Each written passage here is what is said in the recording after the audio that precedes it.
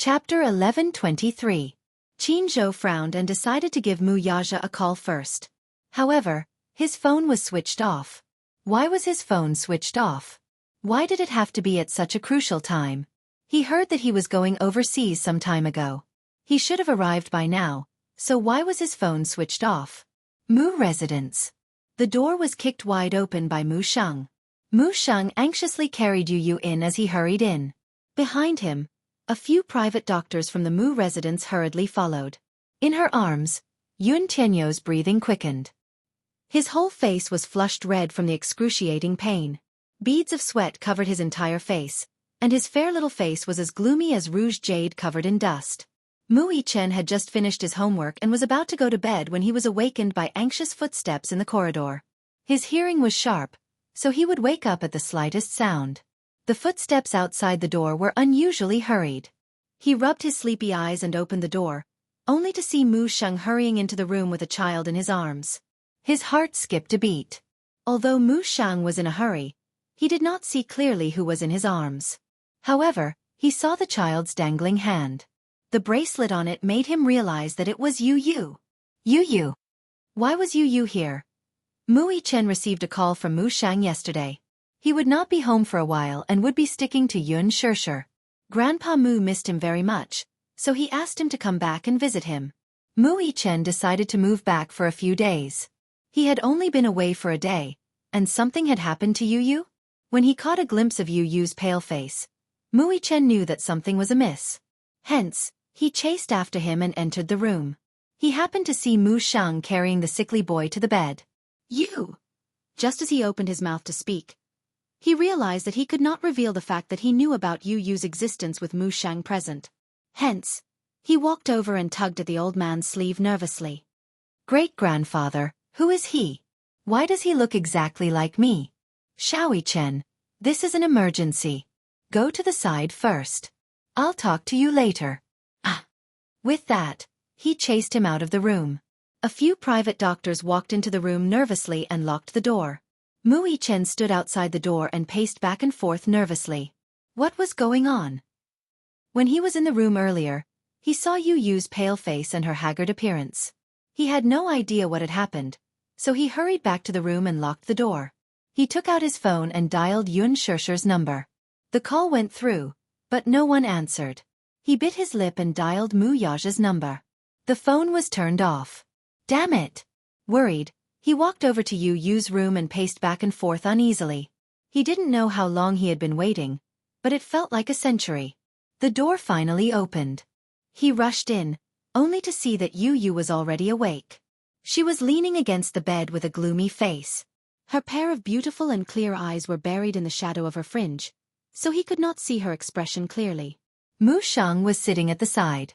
The spacious room was eerily silent, and the atmosphere was so stifling that it was difficult to breathe. Mu Yichen walked over cautiously. His gaze landed on Yu Yu, only to see that the latter's shoulder was bandaged tightly. Injured. Chapter 1124. Yu Yu sat on the bed with his back against the headboard and his head bowed in silence. However, when he heard movement at the door, he looked up and saw Xiao Yichen. His eyes flashed and his expression changed slightly. The two little munchkins exchanged glances, then quickly averted their gazes in tacit understanding. Mu Yichen slowly walked to stand behind his grandfather. Mu Sheng sat on the edge of the bed with a deep gaze. His eyes carefully sized up Yu Yu's eyebrows, eyes, and every inch of his facial features. After 7 years, this was the first time he could seriously size up his long-lost great-grandson. His heart was filled with gratification and joy of reuniting after a long separation, but at the same time, he felt worried. This was because this great-grandson seemed to be very cold to him.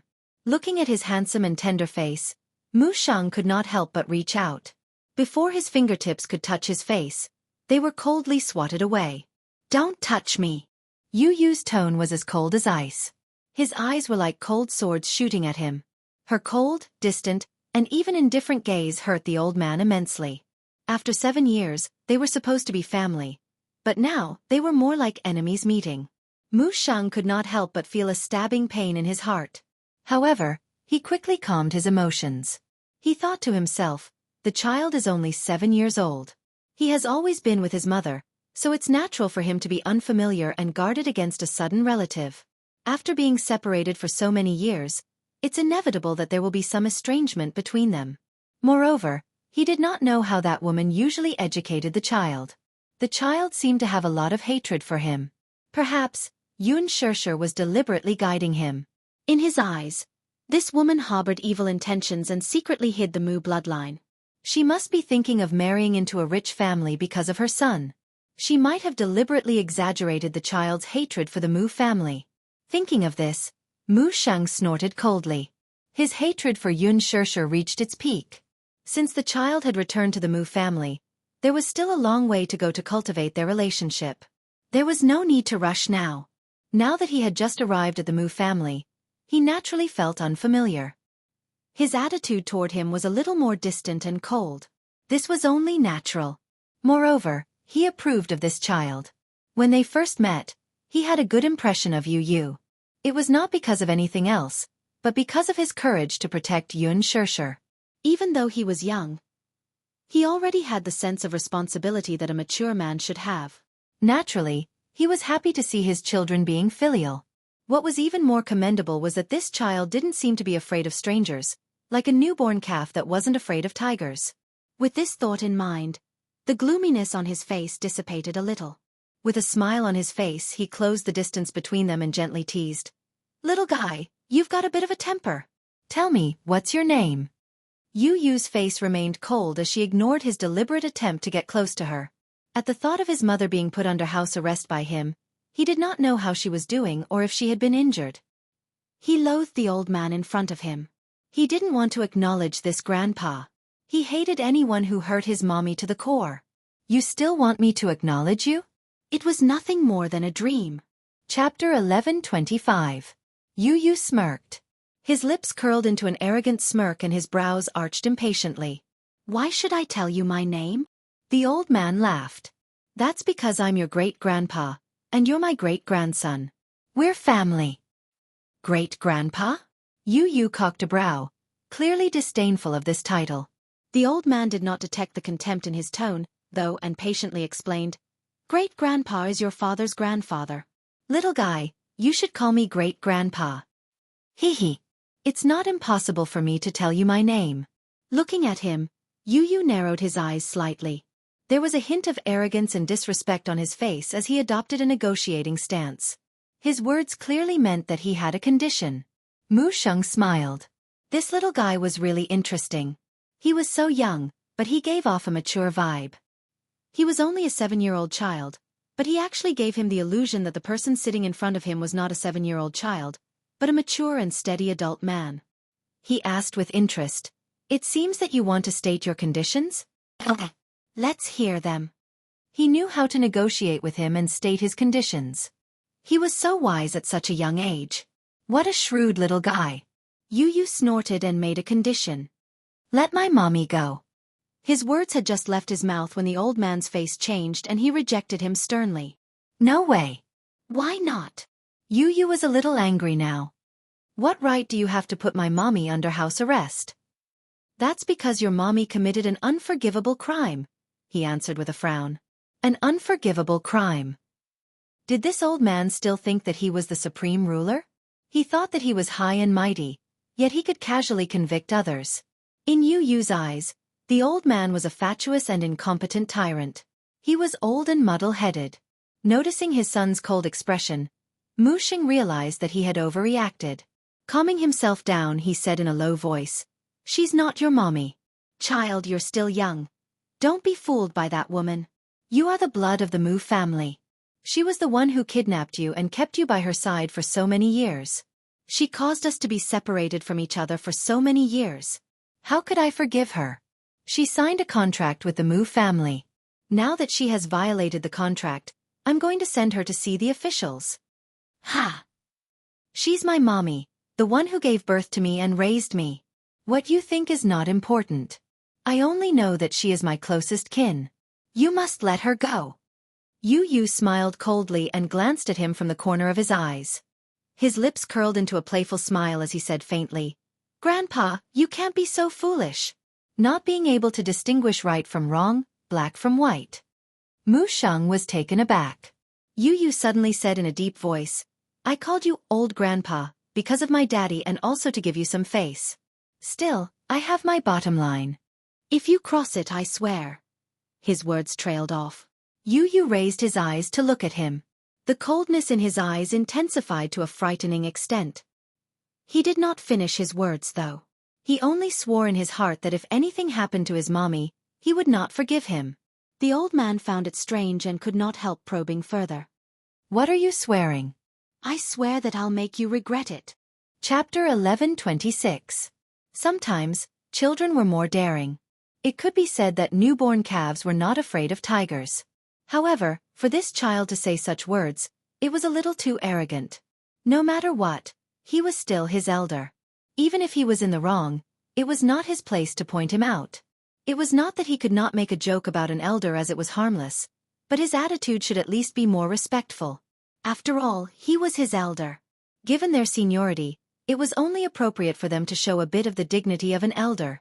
This child actually dared to threaten him. Yu Yu glanced at his gloomy face but did not buy it. The grandfather-grandson pair looked at each other with ugly expressions. It was as if they were in a standoff. Mu Chen saw this and timely asked, Great-grandpa, what's wrong? You look so fierce. Who made you unhappy? Only then did Mu Sheng realize that Mu Chen had entered the room unknowingly. The moment he saw him, he immediately hugged the little guy in his arms and lowered his head to say, Come, Xiao Chen. Look. This is your younger brother. Mu Chen rolled his eyes inwardly. He knew that this was his younger brother. However, he still pretended that this was the first time he had seen his younger brother who looked exactly like him. Wow. This little guy is so cute.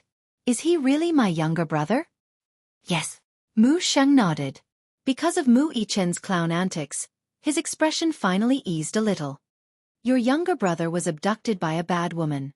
You two brothers have been separated for 7 years. It's only natural that you two are estranged when you return home today. You should spend more time with him and talk to him. His hope was that the two little guys could develop feelings for each other easily. This way, it would be easier for Yu to get rid of the grudge in his heart. Hence, after giving a few instructions, he left Xiao Chen in the room and left. Just as the door closed, Xiao Chen's face sank. He walked to the door and pulled it open slightly. Only when he saw Mu Sheng's back slowly leaving with his cane did he feel at ease and lock the door from the inside. Then, he walked to the window. Through the clear window, he was surprised to see a group of armed forces outside the door. He estimated that there was at least a company of people surrounding the huge Mu residence so tightly that not even a little breeze could pass through. He turned around and exchanged glances with Yu. Then he said in a deep voice, Yu, wait for me here. I'll go to the back door and take a look. Yes. As he spoke, Mu Chen snuck into the backyard and carefully checked the back door. The back door was also surrounded by troops. Mu Chen's heart skipped a beat. This was a disguised form of house arrest. Mu Sheng must have deployed several troops from the army to surround the Mu residence. It seemed like he wanted to keep an eye on Yu and prevent him from escaping. Mu Chen returned to the room and locked the door from the inside.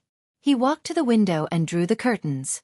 Then, he walked to the bed and sat down. Yu narrowed his eyes. Seeing his gloomy face, he could roughly guess what had happened, but he still asked, How is it? They're all armed forces.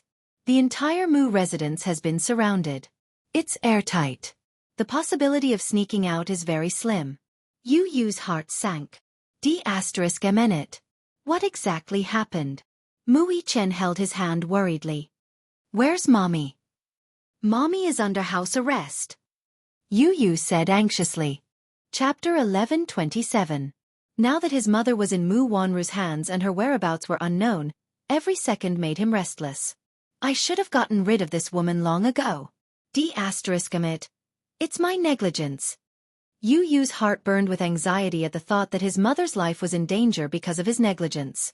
Mu Chen was stunned when he heard about the incident from Yu. He did not expect so many things to happen in the 2 days that he was away. Earlier, he had read about the school shooting incident from the news, but he did not expect that the so-called shooting incident was not as simple as it seemed. It was an assassination. Yu said in a low voice, Our main goal now is to cover my escape from here. Mu Yichen furrowed his brows. That's a little difficult. The Mu residence is now full of spies. Outside the house, there will be sentries. Mu Shang has deployed a few troops from the army. The only place not under surveillance is this house. Yu Yu looked up and met his gaze. He frowned anxiously. For the first time in his life, he felt so powerless and useless.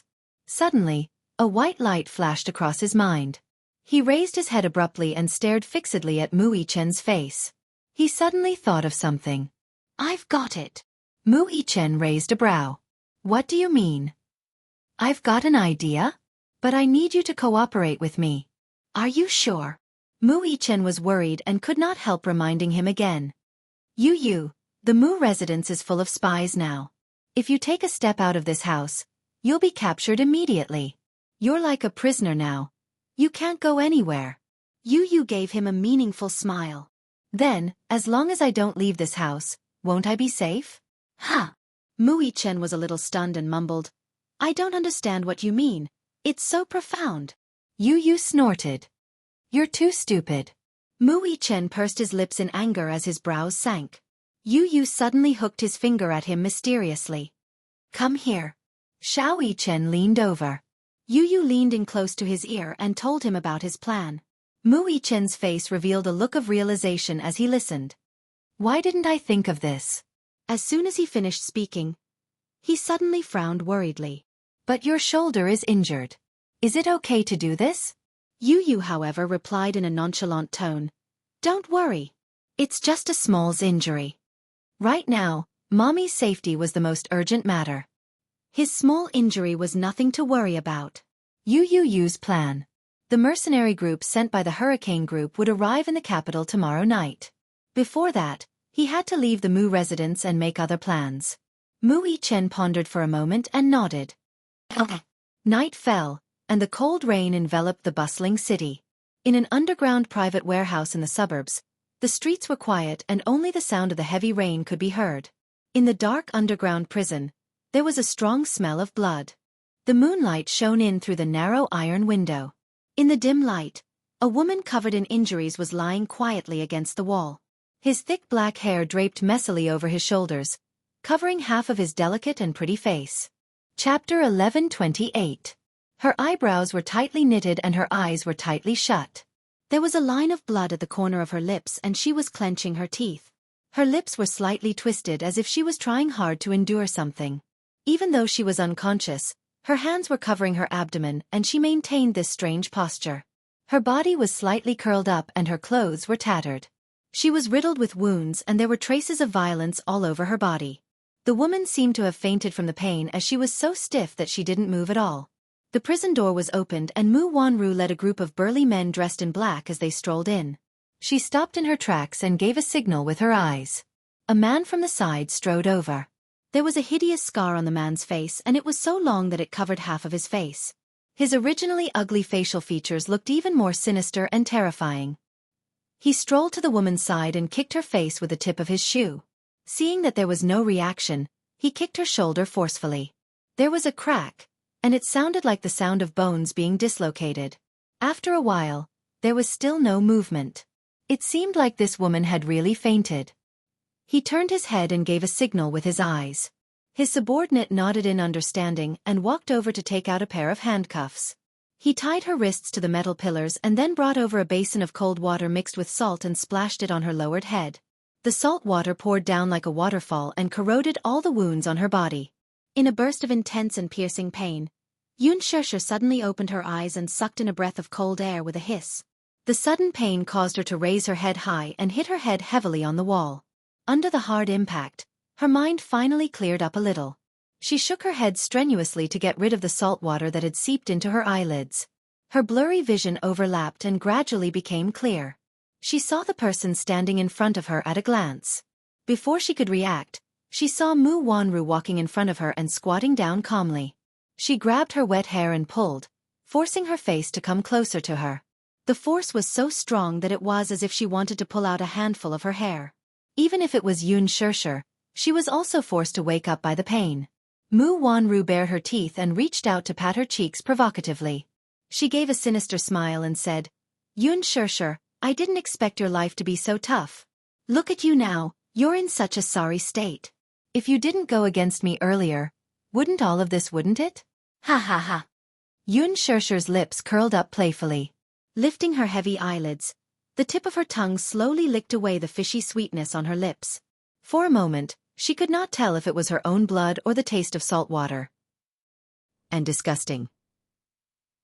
Instead of getting angry, Mu Wanru laughed.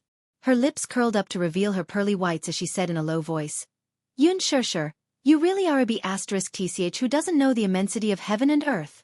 You're already at death's door and you're still so stubborn. I think you haven't suffered enough, right? Haha. You, as long as you're a smart person, you should know your place and kneel down to beg me for mercy.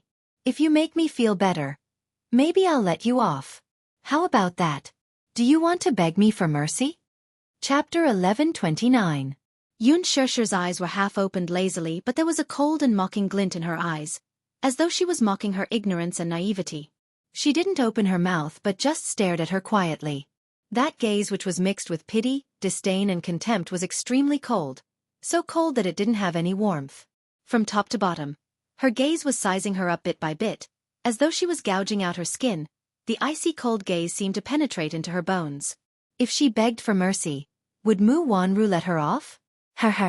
She must have some motive for kidnapping her here. She wanted her to beg for mercy, so before she achieved her motive, she wanted to fiercely admire her lowly attitude. Why should she seek humiliation for herself? Mu Wanru was completely angered by this cold and stern gaze as she grabbed her hair and viciously slammed her head against the hard wall. You slut who doesn't know what's good for you. I'd like to see how hard your bones can be. Yun Shirshir groaned in pain as her brows were tightly knitted together. She only felt a violent shock in her head, as though her soul was about to be knocked out. A shadow flashed in front of her eyes, and immediately after, she felt something sticky slowly flowing down from her forehead and seeping into her eyes. Her vision was already scarlet red, and a burning pain assaulted her. She frowned and cursed in a low voice. Who's the one who doesn't know what's good for her? Mu Wanru. Don't go overboard. Say it, what's your ulterior motive? Why don't you say it out?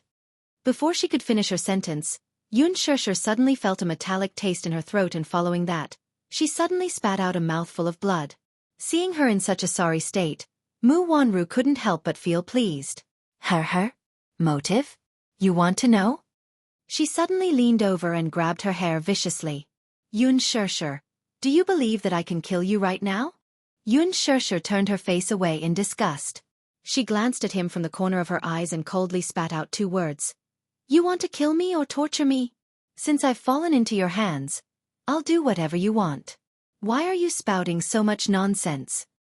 How stubborn. If possible, I really want to kill you right now. However, it's not time yet. Mu Wanru, after pretending for so long, you finally revealed your ambition. However, you are really unbelievably naive. I'm even considering how you're going to die. Hearing her merciless ridicule, Mu Wanru flew into a rage out of humiliation and slapped her. Yun Shirshir turned her head around fiercely and her face suffered a vicious slap. It stung and hurt as though it was on fire. She stared at him coldly and mocked. Mu Wanru, don't touch me with your dirty hands. I find it disgusting. Mu Wanru was flustered and exasperated. She had tied her up and brought her here and got someone to teach her a lesson. However, she had thought that when she came over, she would see Yun Shirshir begging for mercy. Along the way, she couldn't help but look forward to the scene of this woman kneeling in front of her, kowtowing and begging for mercy. Just thinking about it made her feel extremely pleased. However, even though she was covered in injuries, she still had a calm and tranquil expression on her face. Mu Wanru could not help but feel infuriated. Yun Shirshir, why don't you take a look at whose hands you've fallen into? Your mouth is still so cheap. Aren't you afraid that I'll tear your mouth apart? Chapter 1130. Yun Shirshir pursed her lips and sneered. But she did not use words to agitate her. However, it was impossible for her to beg for mercy. Even if she had to die a quick and painless death, she would not seek humiliation. Mu Wanru suddenly smiled sinisterly. Yun Shirshir, do you know how jealous I used to be of you? What right do you have to have such beautiful looks? What right do you have to gain the love of so many children without doing anything? What right do you have to have such a rich family background when we both come from humble backgrounds? Her words, however, left Yun Shusher baffled. It turned out that when she first entered the orphanage, there were many boys in the orphanage who secretly liked this beautiful little girl who had just arrived. However, even though Yun Shusher was an orphan with no one to rely on at that time, her temperament was innate. She was naturally elegant and had the temperament of a noble. Therefore, although many children admired her from the bottom of their hearts, they did not dare to get close to her because of their humble nature. Mu Wanru was extremely jealous. She had spent so many years in the Welfare Institute and put in so much effort to gain the trust and love of the children. What right did Yun Shusher have to snatch away the love that should have belonged to her just because of her looks? Why did the heavens give her so much love and give her so much? How could she not be jealous? But everything I have has been snatched away by you, hasn't it? Yun Shusher said coldly. Mu Wanru was stunned when she heard that, but she smiled. Indeed, it started from that jade pendant. Everything that originally belonged to Yun Shusher was taken away by her. She unscrupulously enjoyed the glory and wealth that did not belong to her. She enjoyed the endless love that did not belong to her. She even snatched away the happiness that should have belonged to her. If it were not for that freak combination of factors that led to the exchange of identities, Yun Shusher would have become Mu Yaja's fiancé. And she might have been adopted by an ordinary family and grown up in an ordinary family. However, even if he took everything away from her, so what? Mu Wanru originally thought that once she became Mu Yaja's fiancé, happiness would be within her reach. But what did she get in return? It was exploitation. He had been ruthlessly used as a chess piece. In order to make use of her, Mu Yaja had even taken away her rights as a mother. Only now did she realize that her so-called happiness was nothing more than an illusion. Mu Yaja had actually deceived her into losing her qualifications to be a mother. Infertility. How laughable was this lie? She had actually believed him and had even felt guilty towards him all this while. She even thought that it was all her fault that she couldn't give birth to a child for the Mu family. However, in the end, she was completely played in the palm of his hand. She loved him so much, but he ruthlessly used her and betrayed her. How stupid was she to trust the man she loved deeply without hesitation and treat him like a treasure? In the end, not to mention happiness, even that engagement was just a pretense. What about Yun Shusher? What right did she have to receive Mu Yaja's love? What right did she have so much, to have everything that made her jealous? Mu Wanru stared at her with a deadly stare, as if there was a raging fire of jealousy burning in her chest. Yun Shusher, to be honest, I used to be so jealous of you. Haha. Since Mu Yaja loves you so much, I'd like to see how far he can go for you. Chapter 1131. Mu Wanru's lips curled into a sinister and bloodthirsty smile. Take a guess. Since you're so important to him, do you think he'll give up the Mu family's inheritance for you? Yun Shusher was stunned. She suddenly realized that Mu Wanru intended to use her to blackmail Mu Yaja into giving up his right to inherit the Mu family. Mu Wanru, you're so despicable. Still, how important do you think I am to Mu Yaja? He won't give up his right to inherit the Mu family for me. I think you should give up. Yun Shusher said coldly. Mu Wanru cocked a brow and gave him a sinister smile. You alone may not be that important, but what about adding Yun Tianyu to the mix? Yun Shusher's face drained of blood and turned ghastly pale the moment she said that. What do you want? What do I want? Mu Wanru grabbed her face and said fiercely, I want Mu Yaja to give up his right to inherit the Mu family. You. Mu Wanru, you're despicable. Yun Shusher gritted her teeth. I'm warning you, you're not allowed to lay a finger on you, or else. Or else. What can you do to me? Mu Wanru interrupted her coldly and taunted. Yun Shusher, you can't even protect yourself now. I advise you not to put up any unnecessary struggle. Yun Shusher's gaze was as cold as a blade. At this moment, she wished that her gaze could kill. That way, she could cut this woman into pieces. You don't have to glare at me like that. Yun Shusher. You're so pitiful. Do you think that you're so arrogant just because Mu Yaja dotes on you? What are you without him, though? You're just a pitiful worm. Now, you're just struggling on your deathbed. Yun Shusher said coldly, Mu Wanru, I advise you not to play with fire. Haha. Yun Shusher. You should know your place. Right now, if you please me, I will be kind and torture you less before you die. Don't be stubborn. You'll be the one suffering a fate worse than death when the time comes. As Mu Wanru spoke, she stretched out her leg and kicked her face. Yun Shirshir abruptly turned her face away and clenched her teeth so hard that they almost broke. Humiliation welled up in his heart. For the first time in his life, he hated himself for being so useless. She finally saw through Mu Wanru's motive. She was planning to use her and Yu Yu to threaten Mu Yaja to give up his authority over the Mu family. Then she would kill them both. This woman's heart was so vicious and her methods were so despicable. Yun Shirshir's eyes were bloodshot as she stared at her hatefully. Mu Wanru enjoyed her angry face and couldn't help but smile as she said casually, Yun Shirshir, you really don't intend to kowtow to me and beg for mercy?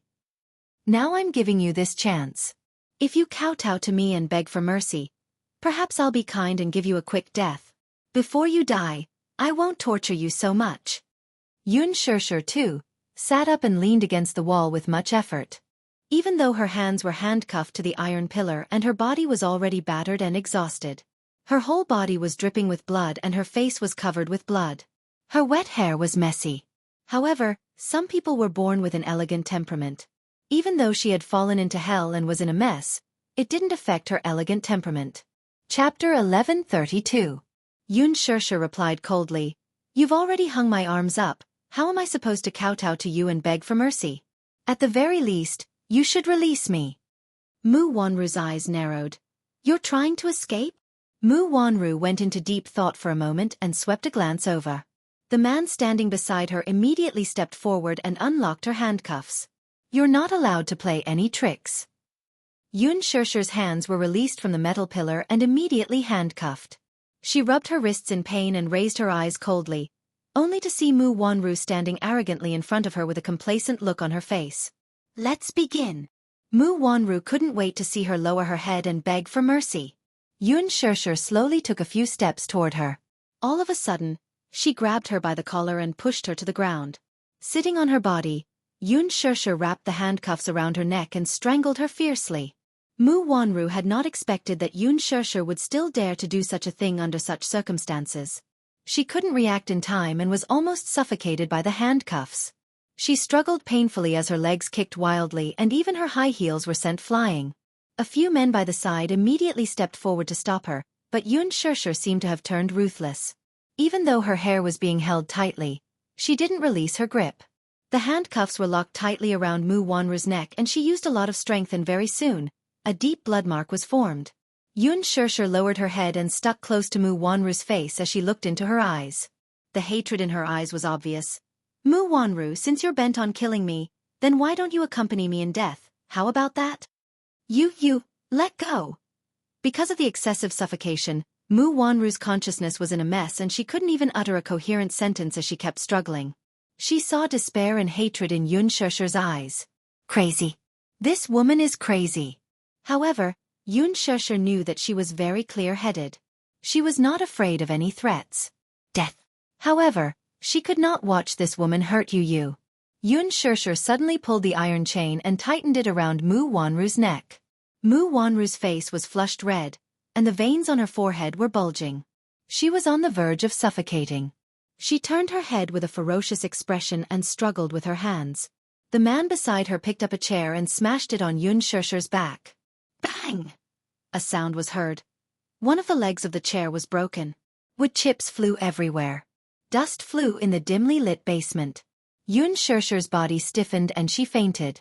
Mu Wanru was helped up by someone. She covered her throat and coughed violently. Her vision was blurry and her whole body was spinning. F***CK. B***TH. She walked to Yun Shirshir's side and stretched out her leg to kick her. However, when she lifted her leg, her whole body was in a mess. She kicked empty air and her body went limp as she fell to the ground. Mu Wanru cursed as she stood up from the ground. She picked up a wooden stick from the side and was about to teach her a lesson. However, her phone rang at the wrong time. Mu Wanru panted for a while and threw the wooden stick aside. She looked at the phone screen and saw that it was a call from Mu Shang. She immediately calmed her rapid breathing and picked up the call. Grandpa. Wanru, where did you go? Oh. Grandpa, don't worry.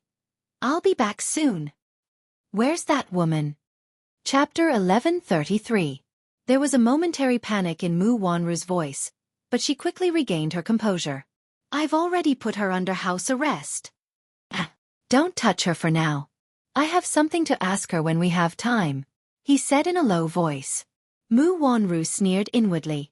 I'm afraid there's no chance for that. Still, she said, Okay, Grandpa. I'll be right back.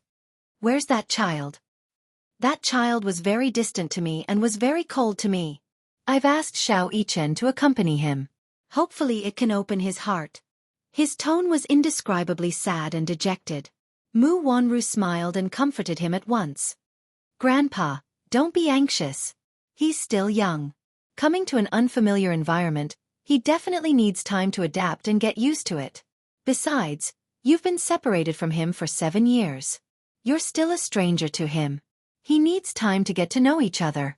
As time passes, feelings will develop. I hope so, he sighed. It's getting late. You should hurry back. Mu Wanru hung up the phone and instructed her subordinates. You guys, keep an eye on her, do you understand? They nodded in agreement. Mu Wanru then left.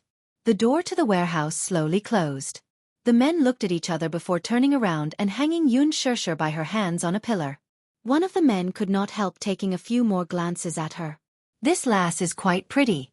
Thinking of this, he couldn't help but reach out and pinch her soft waist, the corners of his mouth curling into an extremely lewd smile. Another man hit his hand from the side. Don't move. Io, what do you mean by this?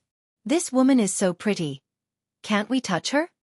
Didn't you hear what Miss Mu said? Keep an eye on her and don't think about anything else. The man refused to give up and encouraged. Anyway, this woman will die in the end. Why don't we have some fun while she's still alive? Look at this woman. She's quite pretty.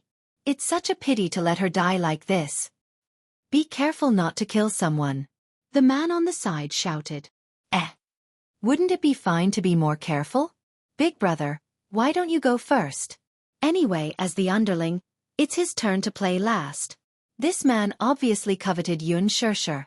It would be a pity for such a beauty to die like this. Why not take advantage of the fact that she's dying to give these brothers some pleasure? Come on. Don't try anything funny. The higher-ups had ordered for this woman to be kept alive. Take it easy. Tonight, we'll take turns to keep watch. Don't mess around and ruin things.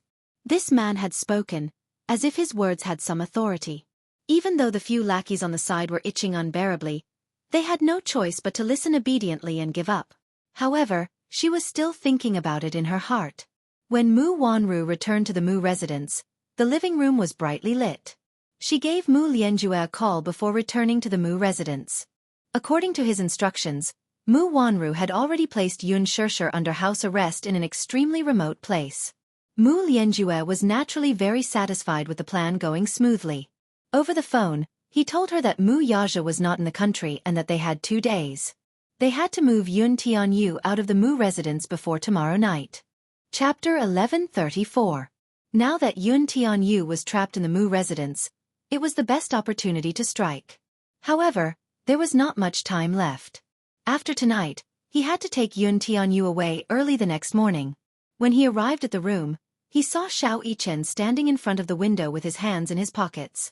He was sizing up the armed forces outside the Mu residence with a gloomy face. Yun Tianyu, on the other hand, was lying on his side on the bed. Mu Yichen warily turned around when he heard the commotion. When he saw that it was his grandfather, a sweet smile bloomed on his face. Great-grandpa. The old man smiled and nodded. He then looked at Yun Tianyu, who was lying on the bed, only to see his drooping eyelids and unconcealable fatigue. Is he asleep? Mu Yichen smiled. Little brother seems to be tired, so he's asleep. The old man pondered for a moment before asking, How is it? Mu Yichen walked to the bedside and slowly sat on his side. He gently placed his hand on the back of Yu Yu's hand and frowned helplessly. Little brother is a little cold to me. He seems to be a little afraid of strangers. Still, he's just returned home, so everything is unfamiliar to him. We won't be so distant after we get to know each other for a while. The old man was stunned. For some reason, Mui Chen gave him a very unfamiliar aura. Although the person standing in front of him was indeed Mui Chen, the aura he exuded was inexplicably mature and steady. He was not as naive as he used to be. Instead, he was calm and wise. He originally thought that Yun Tianyo's arrival would cause Mui Chen to be disgusted and ostracized. Unexpectedly, as an elder brother, Mui Chen was tolerant of his little brother's arrival. This was beyond his expectations. He could not help asking, "Yi Chen, what do you think of this little brother of yours?" "I like him very much." Mui Chen raised a brow, his eyes shining. "Great-grandpa, I'm very happy to have such an adorable little brother. From now on, I'll be an elder brother. I'll take responsibility as an elder brother and take good care of him." "Oh, Yi Chen is such a good boy." Mu Sheng hugged his shoulders. However, from an angle that he couldn't see, Mui Chen's eyes flashed with indifference and disgust. Raising his head, he said, "Great-grandpa, I'll go back to my room to rest. I still have to go to the kindergarten tomorrow." "Yes, rest early. I'll accompany this child." "Great-grandfather, aren't you going to sleep?" Mui Chen tilted his head, looking very innocent. The concern in her words greatly pleased the old man. "I want to spend more time with him." "Yi Chen, be good. Go back to your room and sleep." "Yes." Mui Chen left the room. The moment he closed the door, his eyes turned cold. He slowly picked up his pockets, but suddenly realized that he didn't seem to know where Mui Chen's room was. Looking around, Mui Chen slowly narrowed his eyes. That's right. Right now, Xiao Yi Chen was lying on the bed in Yu Yu's clothes and had fallen asleep. At this moment, Mui Chen, who had left the room, was Yu Yu, who had changed into Xiao Yi Chen's clothes. He looked at the long corridor outside the door. The Mu residence was ridiculously huge. He suddenly walked to the staircase and ordered the servant downstairs. "My room is in a mess. Help me tidy it up." "Yes, young master." With that, the servant went up to the second floor. Yu Yu followed him into Mui Chen's room, only to hear the servant's strange voice. "Young master, your room is not in a mess." Chapter 1135. There was a light fragrance in Mui Chen's room. Yu Yu surveyed his surroundings and slowly walked to the window. He carefully pulled open the curtains and peered outside. He could still vaguely see the patrolling soldiers stationed at the entrance. This old Master Mu had really made use of his speed to the extreme. She did not know when he had deployed another wave of troops to surround the huge Mu residence so tightly that it was airtight. He was not planning to let even a fly in. He closed the curtains tightly, walked to the bathroom, locked the door, took out his phone, and dialed Li Hanlin's number. As he did not have his phone with him, he could only use Mui Chen's phone. The call was quickly connected. On the other end, Li Hanlin was especially alert. The moment he picked up the call, he asked tentatively, "Is this Director Yun?" "It's me." Yu Yu's voice was gloomy. "Director Yun, what exactly happened?" Li Hanlin's tone was urgent and nervous. Clearly, he did not know what had happened. The mercenaries sent to guard the villa had suffered heavy casualties. It was said that they had been encircled by the armed forces on a large scale. Of the dozen or so mercenaries, only 2 survived, and they were seriously injured. What did it mean to be on a large scale? A whole company of armed forces. What exactly happened that required the deployment of such a large number of armed forces? Li Hanlin was very anxious when he could not get through to Yun Tianyo's phone.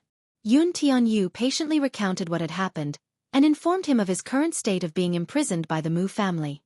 The Mu residence is currently surrounded by armed forces.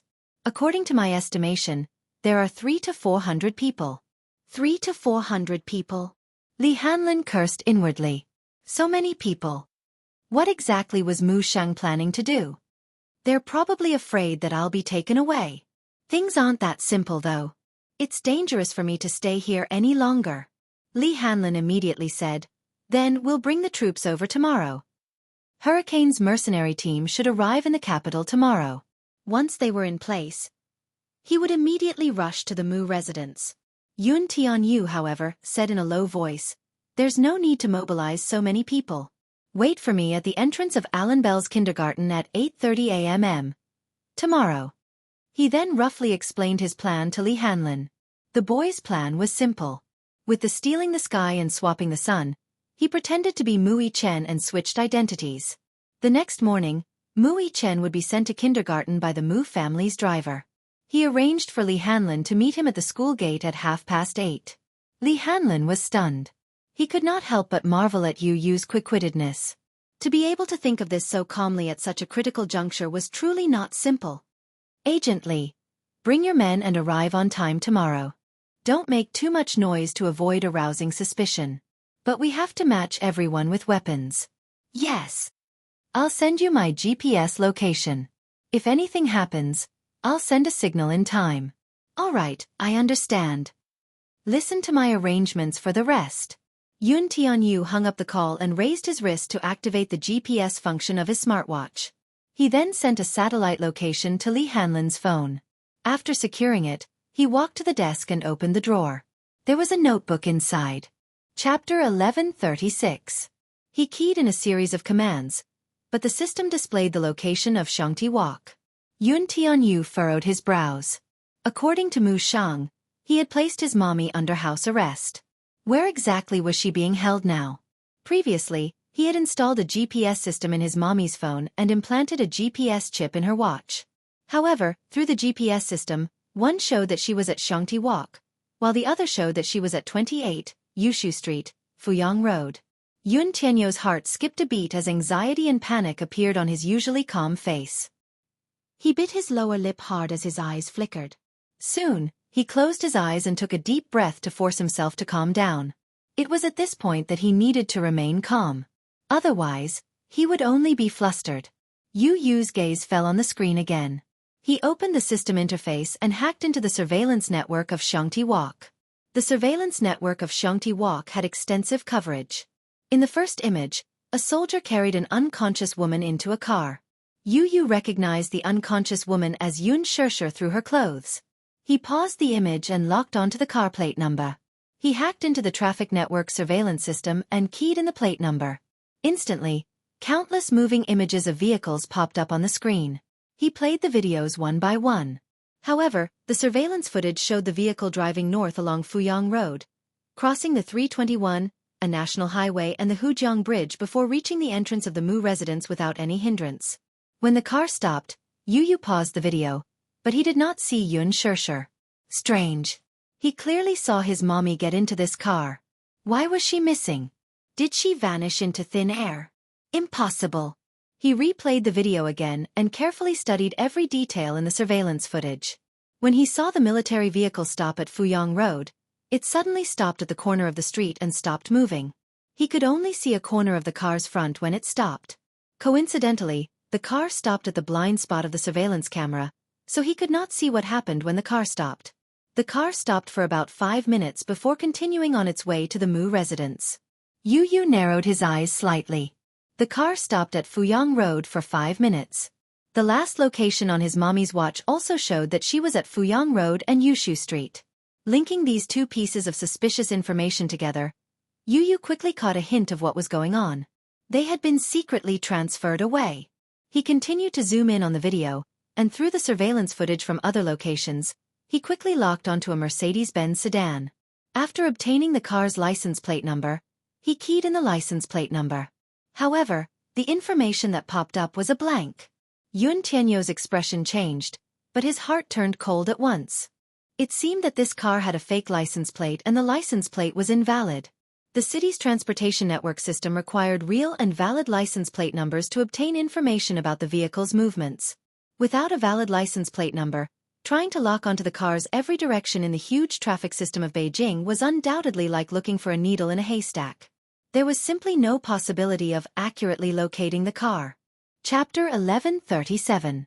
However, as it was at night, the clarity of the surveillance footage was limited. Moreover, the traffic was like water. At night, the cars moved at high speed, and this Mercedes-Benz was a more common brand, so it was easy to blur the target. The only clue he had was like a stone sinking into the sea. A wave of despair washed over him. Yun Tianyu clenched his fists tightly as his face turned ghastly pale. Once again, he resented himself for not taking action in time and giving the enemy an opportunity. He stood up abruptly and walked to the window. His fierce gaze swept across the soldiers surrounding the entrance. He swore that if anything happened to his mother, He would do everything in his power to raze the entire Mu group to the ground overnight. Just as he was at his wit's end, he suddenly thought of something. A white light flashed across his mind. He suddenly recalled something. He returned to the computer and entered a series of commands. Through the GPS, he located Mu Wanru's car. It was a military A9918X Audi. The GPS showed that the Audi had been parked at the intersection of Fuyang Road and Yushu Street for 2 minutes. Soon, it drove away.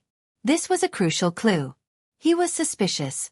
Mu Wanru had obviously moved the person behind Mu Shang's back. As for where she had been moved to, it was impossible to track her. At least, he was clear of one thing. Mu Wanru was one of the masterminds behind this. Perhaps, she was the one who had secretly moved the person to another place. Perhaps, there would be other clues and rewards if he started from her. Royal Morocco Hotel. As there was an 8-hour time difference between Morocco and China, it was now 11 a.m. Mu Yaja had just arrived in Morocco when, under Mu Linfeng's arrangement, he attended a royal banquet. After the banquet ended, he returned to the hotel to rest. When he woke up, he realized that his phone was out of battery. He immediately ordered someone to charge it. When Mu Yaja went downstairs, Mu Linfeng was already sitting in the dining room. Upon seeing him, Mu Yaja respectfully greeted, "Second uncle." You're awake." Mu Linfeng sat elegantly at the dining table and flipped through the newspaper with a solemn expression. Mu Linfeng was Mu Yaja's second uncle and the other person in charge of the Mu family. His status was prominent and his methods were similar. It could be said that the reason why Mu Yaja was able to smoothly obtain the power of the Mu family was because of him behind the scenes. It was not to be underestimated. Thus, it was clear that Mu Linfeng's position in the Mu family was particularly prominent. It was not because of anything else, but because he held a frightening amount of power in his hands. When a family developed to a certain scale, it was no longer a simple business family. The reason why Dishing Financial Group was able to control more than half of the country's business lifelines was not only due to Mu Yaja's ruthless methods and extraordinary capabilities, but also due to the Mu family's supreme centralization of power. It could be said that Mu Linfeng's status was on par with Mu Yaja's. It was just that, due to his identity, he could not be completely exposed to the public. Thus, very few people knew of his name. Mu Yaja sat down at the dining table. Just as he sat down, Mu Linfeng spoke first. "I heard that the banquet yesterday went very smoothly." Chapter 1138. Mu Linfeng discreetly studied Mu Yaja's expression, which was as calm as usual. Inwardly, however, he was a little displeased. "I heard that you danced with Princess Charlotte at the banquet last night. You did well." Mu Yaja's tone remained indifferent. Lowering his head, Mu Linfeng set the newspaper aside and wiped his hands with a wet towel. "This morning, Duke Hansbach of Morocco's imperial family hinted to me that Princess Charlotte has feelings for you. Princess Charlotte is the beloved daughter of Morocco's eldest princess, Caitlin. She has an outstanding appearance and a net worth of $1.2 billion. She's now the second in line to the throne. Arrange a time for you to meet her later. Try to get to know each other better." Mu Yaja's gaze froze. He abruptly looked up, his gaze cold. He suddenly understood why second uncle had specially summoned him to leave the country. He was trying to use his brain again. Mu Yaja was very displeased with Mu Linfeng's decision to arrange a relationship with the imperial family's princess on his own accord. However, given Mu Linfeng's seniority, he could not expose him openly. He merely said expressionlessly, "There's no need for a meeting, is there? I'll be returning home after tonight. I still have matters to attend to at the company." His cold refusal didn't surprise Mu Linfeng, but this response made him extremely displeased. "You have matters to attend to at the company?" Mu Linfeng was very displeased with his answer. He snorted and said casually, "I think you're the one who's thinking about that woman." Although he did not say it out loud, Mu Yaja was well aware of who he was referring to by that woman. A dangerous glint flashed across his eyes as he narrowed them. Even though the person sitting in front of him was second uncle of the Mu family, there was still a hint of displeasure in his tone. "You've investigated her." "I've investigated everyone around you." Mu Linfeng did not beat around the bush and went straight to the point. Mu Yaja's expression changed. His eyes turned slightly cold, but it only lasted for a fleeting moment before disappearing from his sight. Still, deep down, he still felt uncomfortable with Mu Linfeng's action. All of a sudden, Mu Linfeng lifted his head and knocked on the table with his fingertips. His tone revealed his dissatisfaction with Mu Yaja. Yaja, you know that I've always thought highly of you. Among all the people in the Mu family, second uncle values you the most. I've done my best to help you become the head of the Mu family. After all, no matter if it was your ability or talent, second uncle believed in you. Only when Mu Group was handed over to you can we expand our territory even more. It's not like you don't know second uncle's ambitions. Your ambition is something that second uncle can see clearly. However, second uncle warned you earlier that no matter what you do, you have to use your brain to think before you do anything. It's not that I forbid you from having women. Men are hot-blooded. You're in the prime of your life, so you should have a few women by your side. You can have a woman, but not Yun Shirshir. At the end of his words, Mu Linfeng emphasized the word not. His resolute attitude was not to be questioned. Chapter 1139. Second uncle, what do you mean by this? Although Mu Yaja knew what his uncle meant, he still wanted to clarify things. Yaja, I won't hide anything from you. In ancient times, Yun Shirshir is a demoness who seduces the emperor's heart. She's a femme fatale. If you keep her by your side, she'll only become a hindrance to your ambition and a stumbling block. In ancient times, how many emperors lost their empire because of a momentary lust? I don't wish for such a thing to happen to you. So, you have to break up with this woman immediately. You're not allowed to interact with her anymore before you're bewitched by her. No. Mu Yaja vetoed without hesitation. In his eyes, he had always been very clear about his woman and his career. He would not allow anyone to give him a hint. Even if this person was his second uncle, whom he respected the most, he would not allow it. Because he was very clear about this, he did not wish for anyone to interfere in this matter. Mu Linfeng's eyes flashed with shock and anger. Haha. Yaja, this is the first time you've defied my authority, and it's actually because of a woman. I'm a little disappointed. Mu Yaja's lips curled into a cold smirk. He had no intention of giving Mu Linfeng face. Although his tone was still respectful, the determination in his words could not be ignored. Second uncle, I've always treated your orders like an imperial edict. It's just that there's no room for negotiation in this matter. As for my woman, it's my private matter. I hope you won't interfere in this matter. Mu Linfeng's face turned cold in an instant. Mu Yaja did not seem to be afraid of his cold, knife-like glare. He raised his eyes and met his gaze. His eyes were as calm as still water. After a silent confrontation, Mu Linfeng snorted. Mu Linfeng snorted coldly, his tone revealing a hint of danger. Why don't you take a good look at your current status? You're not young anymore, and you've already come this far. I won't let you mess around no matter what. After a pause, he continued. Actually, if it were in the past, I wouldn't have objected to you finding a woman. Furthermore, I know your character very well. You would never break the rules because of a woman. However, the things you've done during this period of time are indeed a bit too much. It's not that second uncle wants to criticize you, but what you've done has truly disappointed second uncle. He was referring to the fact that some time ago, because of Yun Shirshir, he had even exchanged fire with the Song family. Jiang Qiming was especially dissatisfied with this.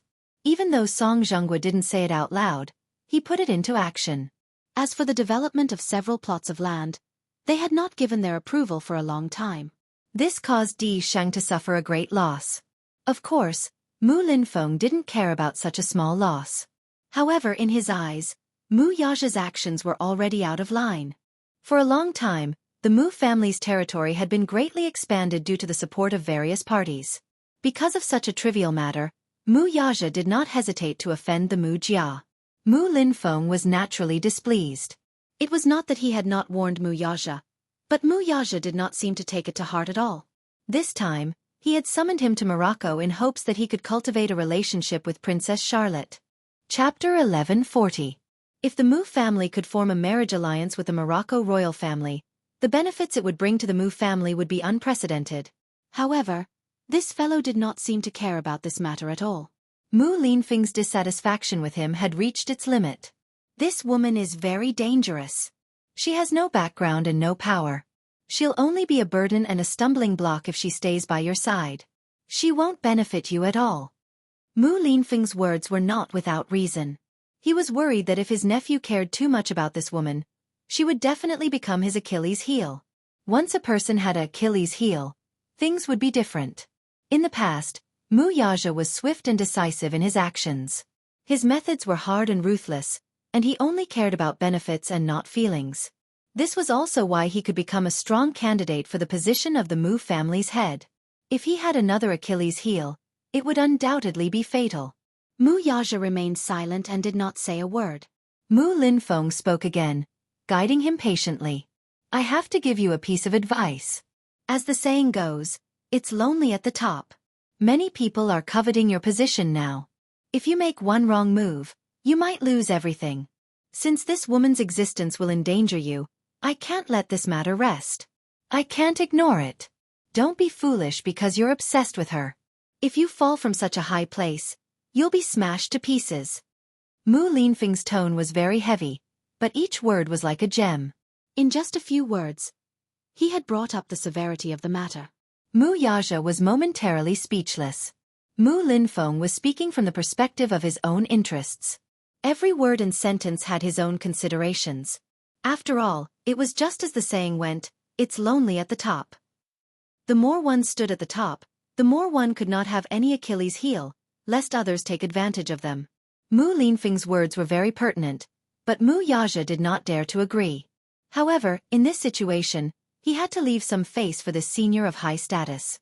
Therefore, after a while, he said in a deep voice, "Second uncle, I know what I'm doing and what I'm doing." Mu Yaja's words were like a boulder that had been hanging in Mu Linfeng's heart. He laughed a few times and then said with satisfaction, "Hee.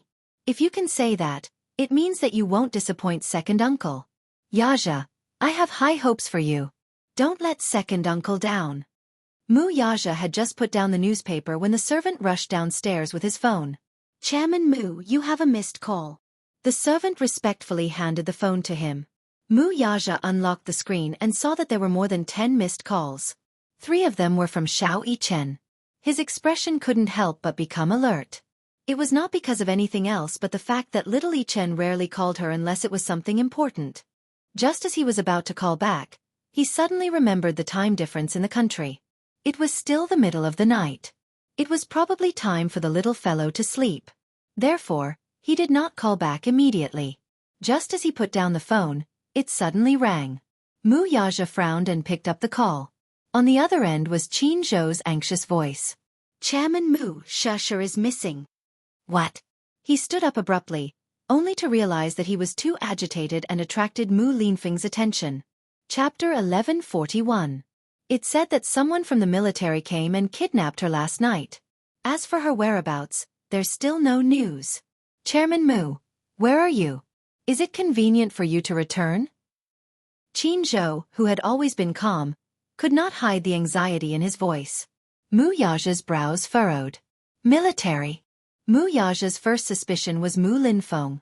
However, on second thought it was impossible. Mu Linfeng would not do such a thing. From a certain point of view, this second uncle respected him a lot. Even if he did not want any hidden dangers around him, he would not kidnap his woman without a word. "Have you sent someone to look for her?"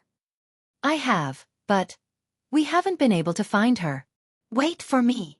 Mu Yaja put down his phone and took his coat from the hanger. He ordered, "Arrange a flight. I'll return immediately." "What do you intend to do now that you're back?" Mu Linfeng suddenly raised his head with suspicion in his eyes. "Why are you in such a hurry? Did something happen?" "It's something important." "Humph. Don't tell me it has something to do with that woman?" Mu Linfeng asked suspiciously. Mu Yaja remained silent for a while, but he did not say anything. However, the moment Mu Linfeng glanced at him, he knew that his rush back had something to do with Yun Shusher.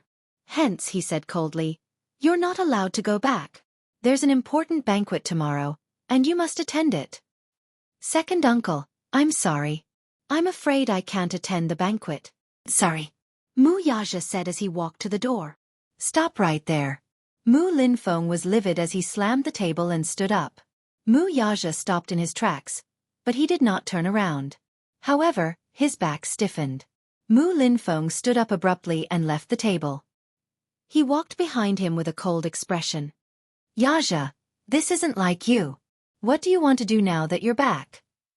Second uncle, I'll give you a satisfactory explanation later, but I have to go back now. With that, Mu Yaja left in a hurry. Mu Linfeng stared fixedly at his back view. His eyes slowly narrowed as a dangerous glint flashed across them. This woman was indeed a scourge if she was left alive. Look at how his nephew was bewitched to the point where his soul left his body. The gloomy underground warehouse was damp and dusty. Yun Shirshir struggled to open her eyes. The pain seeped into her bones, and her entire heart was trembling. The slightest movement tugged at his wound, causing him to feel an intense pain. Accompanied by a hoarse gasp, in the darkness, a pair of frightened eyes suddenly opened. A beam of moonlight reflected into the eyes, and the pupils suddenly shrank and contracted violently. The incandescent lamp above his head kept swaying, but the surroundings were pitch black. Under the dim light, the lonely shadow pulled at one's heart, making one feel suffocated. After coming back to her senses from the nightmare, the shock in Yun Shirshir's eyes gradually faded, and she slowly regained her focus. In the blink of an eye, her eyes became cold and calm. In the gloomy underground warehouse, there was a faint moldy smell. In the dim light, Yun Shirshir's thick black hair draped messily over her shoulders, covering half of her delicate and pretty face. The ends of her hair seemed to be stained with red and sticky blood, and under the cold light, there seemed to be some bruises on her cheeks. Chapter 1142. In the dim light, Yun Shirshir's thick, black hair draped messily over her shoulders, covering half of her delicate face. The ends of her hair seemed to be stained with red and sticky blood. Under the cold light, there seemed to be some bruises on her cheeks. Her brows were tightly knitted, and her eyes were tightly shut. There was a trickle of blood at the corner of her lips. She gritted her teeth, and her lips were slightly contorted as if she was trying hard to endure something. Yun Shirshir carefully moved her limbs, but she could not move at all since she was tied up. She did not know if it was because she had been tied up for too long, but her entire body was in excruciating pain. Her whole body was so numb that she had lost all feeling. She tried to move her fingers, and a piercing pain made her suck in a breath of cold air. In her nervousness, she looked around with lingering fear, but when she saw the pool of dried blood at her feet, she felt a stab in her heart. Only then did she remember that what happened just now was not a nightmare at all, but that she was still in this terrifying purgatory with nowhere to run. "You're awake." In the darkness, a deep and weathered voice suddenly sounded. Yun Shirshir opened her eyes and shifted her gaze. In the dim light, she saw a man. It was a middle-aged man. The middle-aged man was wearing a traditional Chinese suit. Sitting on a chair, he appeared to be in high spirits. However, perhaps due to his old age, his hair had already turned white. His slightly weathered face could be vaguely distinguished from his handsome brows. When he was young, he was probably a distinguished and talented man. His eyes, however, were especially sharp like an eagle's. They were as sharp as an awl and had an extremely frightening gaze. His facial features were somewhat similar to Mu Yaja's. Could he be from the Mu family? This suspicion arose in her mind at first, but as she sized him up more closely, her suspicions were confirmed. The middle-aged man in front of her bore some resemblance to Mu Shang's. Yun Shirshir was startled, but she quickly calmed down. "Who are you?" "Hee. You don't need to know who I am." The middle-aged man gave her a sinister smile as he sized her up. Inwardly, he was a little surprised. This girl seemed to have quite the guts. If it were any other girl, they would have been scared out of their wits and tears would have flowed down their cheeks. However, at this moment, other than calmness and vigilance, there was not the slightest bit of fear on her face. It had to be said that this was an unusual woman. "You're not afraid of me?" Mu Lianjue could not help but ask, feeling that his authority was greatly reduced in front of her. "Haha, you're not a ghost. What's there to be afraid of? Even if it's a ghost, I'm not afraid." Yun Shirshir was stubborn in her bones. How could she allow herself to show a trace of weakness in front of him? "Little girl, you're really extraordinary." "Haha." Mu Lianjue chuckled again. Yun Shirshir curled her lips coldly. "Mister, you seem to be a big shot. Let me ask you, did you kidnap me and bring me here? What is your purpose?" I admit that I'm just a nobody, and I don't remember offending you at all, right? You didn't offend me at all. It's just that you have some value to me. Mu Lianjue raised a brow as he tapped the cane in his hand lightly on the ground, making a crisp sound. Chapter 1143. Alarmed, Yun Shishir asked suspiciously, "What are you trying to do?" Mu Lianjue slowly stood up and walked toward her. He held her face and sized her up for a while. Yun Shishir's hands were tied, so she could not resist at all. She could only glare at him fiercely with her cold eyes to express her repulsion. He caught sight of her stubborn and unyielding gaze and smiled. "Young woman, you're really stubborn. You're from the Mu family, aren't you?" Yun Shishir suddenly asked. Mu Lianjue's face froze and his lips stiffened before he blurted out, "Young ladies sometimes, knowing too much isn't necessarily a good thing." Yun Shishir's face, however, turned cold. Her pair of black and bright eyes suddenly shot out a cold glint. "Hee. What are you saying? Now that I'm in your hands, what good can you expect from me?" "Sometimes, knowing when to give in is good for yourself." "Hee. Give in? That depends on the person. What's the point of caring about my attitude toward a wretched and vulgar person like you?" Even Mu Lianjue was taken aback by her coldness and unyielding aura. He glared at her with a livid face. If looks could kill, her face would have been pierced through by his glare. Yun Shishir was not to be outdone, though.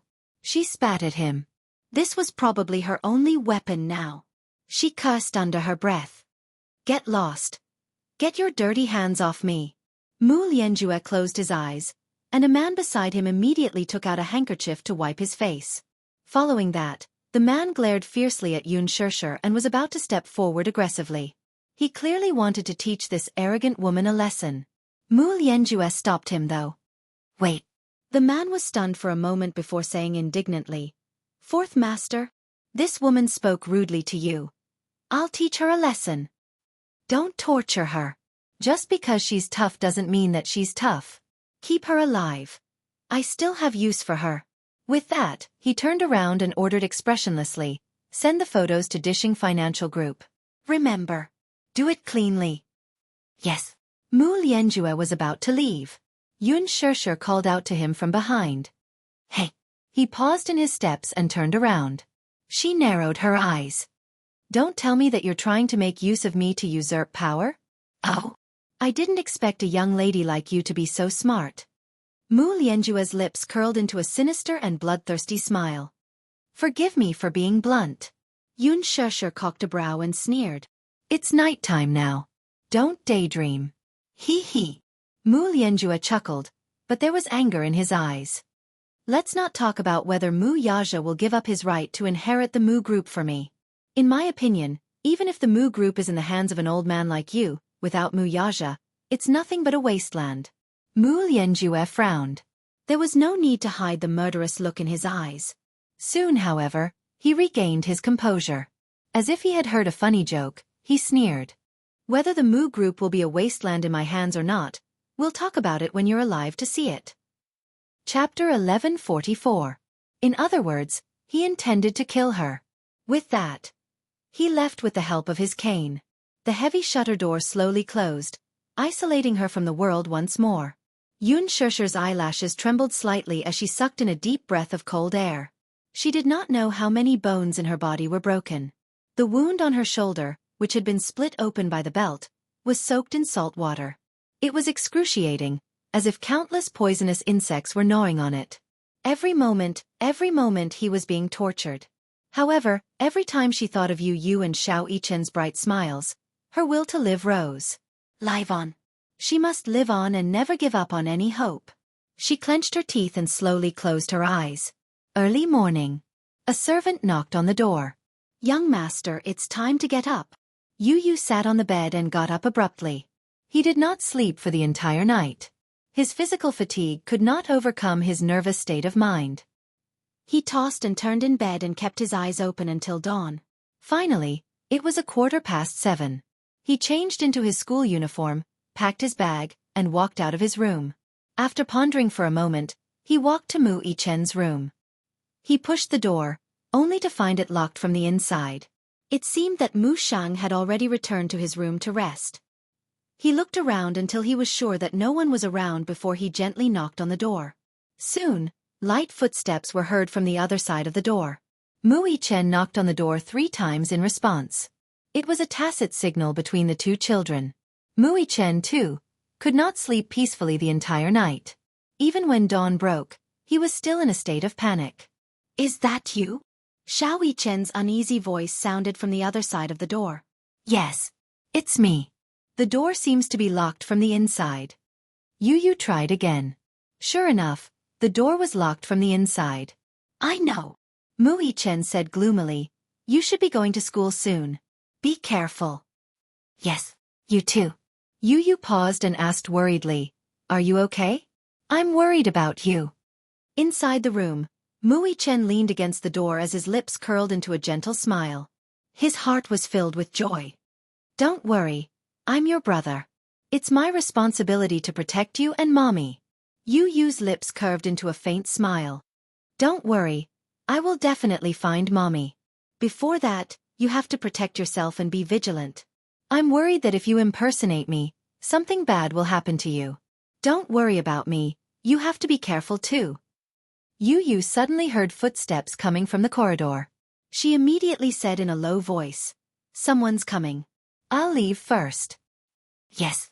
Yu hurried to the staircase, but she bumped into Mu Wanru, who happened to be coming upstairs.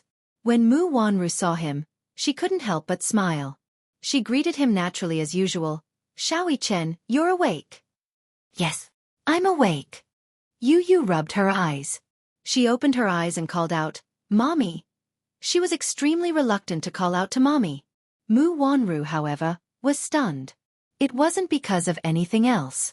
It was because Mui Chen was usually exceptionally cold when he saw her. If she didn't ask him to, he rarely called her Mommy of his own accord. But now, why? Yu noticed that her expression was a little strange. She was worried that if she said too much, she would give herself away. Hence, she said, "I'll go downstairs first." Then, she carried her bag and skipped downstairs. Chapter 1145. Mu Wanru furrowed her brows but did not think much of it. Instead, she walked to Mui Chen's room and turned the doorknob. The door was locked from the outside, so she needed a key. Only then did she feel more at ease. After breakfast, the chauffeur sent Yun Tianyu to school. It was a smooth journey. Yu tried his best to maintain a calm state of mind, so he did not arouse too much suspicion. At the school gate, he confirmed with his peripheral vision that the car had left before he took out his phone and dialed Li Hanlin's number. "Agent Li, where are you?" "I'm at the stationery store's entrance. There's a black phaeton there." Yun Tianyu shifted his gaze and quickly spotted the phaeton parked at the stationery store's entrance. He immediately said, "Drive the car over." "Okay." Li Hanlin answered. The phaeton made a U-turn and steadily stopped beside him. Yu opened the door and got in. Li Hanlin sat in the front passenger seat and looked at him. Only when he saw that he was safe and sound did he slightly relax. "Director Yun, I didn't sleep well last night. I was so worried." Yun Tianyu's face only showed a hint of pain when he was in the car. He raised his hand and slowly placed it on his shoulder. The injury there was still a dull pain. His shoulder had been dislocated, and although it had been fixed, but when the cane hit him, the red carved wooden cane actually cracked. It could be seen how deep the strength of the blow was. It was just that, in order to disguise herself as little Li Chen, she had to pretend to be normal. However, in reality, be it carrying her backpack or pushing the car door open, just the slightest movement of her arm would cause her pain to double. He had endured until now and was at his limit. Yu bit his lower lip as his face turned ghastly pale. Only God knew how he had endured until now. Li Hanlin saw his strange expression and his hand covering his shoulder. He could not help feeling anxious. "What's wrong? Are you hurt?" "Yes. I'm injured." He raised his eyes and ordered, "Let's go back first." "Okay." Li Hanlin immediately ordered the chauffeur to drive off. At the same time, he made a call to the private doctor to rush to the villa. The car sped along. Back at Shangti Walk, Yu pushed open the door and walked into the living room. The living room was still in the same messy state as last night. Li Hanlin immediately ordered people to clean up. The red carved wooden cane was still on the ground. He picked it up and looked at it. He saw that there were a few cracks in the middle of the cane. He couldn't help but be startled. The doctor soon arrived. Yun Tianyu, who was sitting on the sofa, could no longer lift his shoulder. The doctor tore a hole in his shirt, revealing his shoulder, which was red and swollen. Heavens! Li Hanlin stood at the side and was stunned by the sight. Originally, the wound had been treated with medicine. However, Yu Yu had stopped applying medicine to her wound since last night because she had changed her clothes. Of course, the consequences of stopping the medicine were quite direct and tragic. Initially, the wound was red and swollen with blood clots. The area where she was hit was swollen with numerous blood spots. It was very frightening. After a night without medicine, the area around the wound was bruised, swollen, and painful. Li Hanlin's eyes were filled with pain when he saw this tragic scene. He could not imagine that Yu Yu had endured such an injury for an entire night. Chapter 1146. Yu Yu did not reply. This was the first time he had seen his wound too. The situation was critical at that time. When Yu Yu saw Mu Shang raise the cane in Yun Shishir's hand, he instinctively rushed forward to protect his mommy. It was really an instinctive reaction. He did not have much time to think. Before his brain could react, his body had already rushed forward like an arrow released from a bow. At that time, Yu Yu only felt a pain in his shoulder. When the cane hit him, he was in so much pain that his vision turned black and he fainted from the pain. A child's physique was not like that of an adult's. His body was not fully developed and could be said to be very fragile. If it were Mu Yaja's physique, this fight might not be a big deal, but for the slender and weak Yu Yu, this cane dislocated his shoulder. However, he was glad that his reaction was fast enough to rush forward. He did not dare to imagine the consequences of Mu Shang's cane hitting his mommy's head if he had reacted a little slower. At the thought of this, a bone-deep hatred surfaced in Yu Yu's eyes, and his gaze became piercingly cold. The doctor first promoted blood circulation and removed blood stasis before applying a hot compress. The pain during this process was indescribable, but Yu Yu endured it. It was extremely painful. He took a few deep breaths and let out a muffled groan, but he still endured it. In the meantime, he took out a USB flash drive containing the data and documents he had copied. He handed it to Li Hanlin and ordered him to track down the license plate number. Even if the hope was slim, he would not give up on any chance. Yu Yu was worried that Mu Wanru had an ulterior motive for kidnapping his mommy. As for what her motive was, he still had not figured it out. However, her next move should be something else. Yu Yu suddenly pondered for a moment. His eyes flashed as if he had thought of something, and he suddenly stood up. T. Ugh! His movement was so violent that it affected his muscles and bones. He frowned in pain. Yu Yu hugged his shoulders and sucked in a breath of cold air. Li Hanlin saw his nervous expression and asked tentatively, "President Yun, what's wrong?" "I'm worried." Yu Yu suddenly turned around and glared at Li Hanlin. "I'm worried that Mu Wanru's next target will be me." Li Hanlin was stunned for a moment, then smiled and said, "But, Xiu Yun, you're safe now. We will protect you, don't worry." Yu Yu frowned. "I'm not worried about me." It was Mu Yichen. Mu residence. Mu Yichen slowly walked to the window and opened the curtains slightly. He looked out and saw that the armed forces guarding the door had changed, but they were still very strict. A black MPV slowly drove into the Mu residence. He recognized it immediately. It was the car that sent him to school. Mu Yichen narrowed his eyes. There was no one in the back seat. It seemed that Yu Yu had successfully escaped. He frowned slightly, but his heart calmed down a little. He returned to the bed and lay down gently. Just as he lay down on the bed, he suddenly heard light footsteps from the corridor. Mu Yichen was startled and opened his eyes immediately. His senses were quite sharp. Therefore, even the slightest movement could be caught by him. Chapter 1147. The door was suddenly opened by a servant, and Mu Wanru followed closely behind. She was dressed in a suit with a coat draped over her shoulders. She looked elegant and poised. She glanced at him from the corner of her eyes and casually ordered, "Everyone leave. Let me talk to this child alone." "Yes, young madam." The servant lowered her head and respectfully retreated from the room. Following the sound of the door closing, only the two of them were left in the room. Mu Yichen looked at her warily and involuntarily retreated slightly. It was not until his back was against the back of the bed that he raised his head to meet her eyes. Mu Wanru lowered her head to look at him as well. Of course, she did not know that the two little guys had unknowingly swapped identities and that the one sitting in front of her was Yun Tianyu. Thus, she walked to the bedside and sat down sideways. Her eyes slowly focused on him. Mu Yichen was not afraid of her scrutiny. Instead, he raised his head and met her gaze expressionlessly. Mu Wanru could not help feeling surprised. This little fellow was a little different from yesterday. Last night, when he looked at her, his eyes were filled with hatred and coldness as he avoided her gaze. Today, however, he did not avoid her gaze. Not only did he not avoid it, but he also met her gaze head-on. His eyes were like cold stars, and his gaze was like a torch. She inched closer to observe him from a close distance. She could not help marveling inwardly. These two little guys really looked alike. It was as if they were carved from the same mold. Even if she tried to discern them carefully, she could not tell who was who. They really looked alike. Mu Wanru's red lips curled up slightly as she slowly asked, "I heard that your name is Yun Tianyu?" "It's not your place to ask what my name is it?" Mu Yichen snorted, clearly not giving her any face. His cold reply, however, was within Mu Wanru's expectations.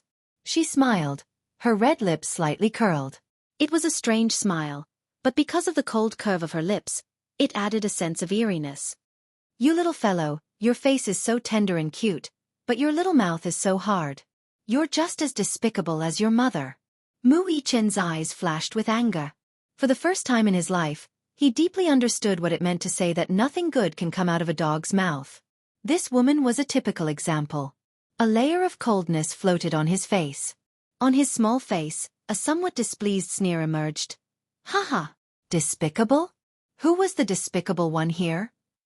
Why don't you take a good look at yourself? How dare you talk about my mommy like that? Bad woman." Mu Yichen was completely enraged. Before this, he still had some feelings for Mu Wanru. After all, they had been together for 7 years. Although their feelings were not strong, at least, he still had some feelings for Mu Wanru. However, once his bottom line was crossed, he would not tolerate it. Mu Yichen also deeply understood that there were two sides to a person.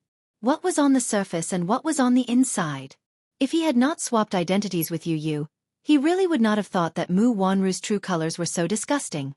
For a moment, the last bit of affection he had for Mu Wanru was completely washed away, as if it had been attacked by a flood.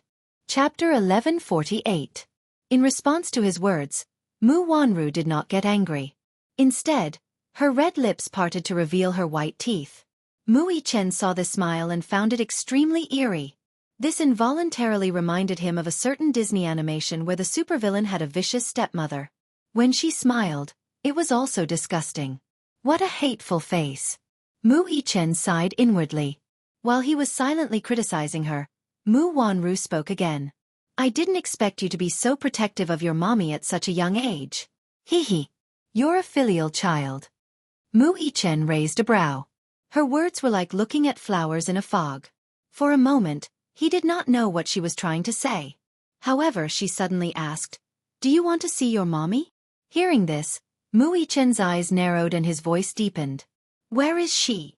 Mu Wanru smiled coldly with a smug and arrogant expression on her face. "You don't need to know where she is.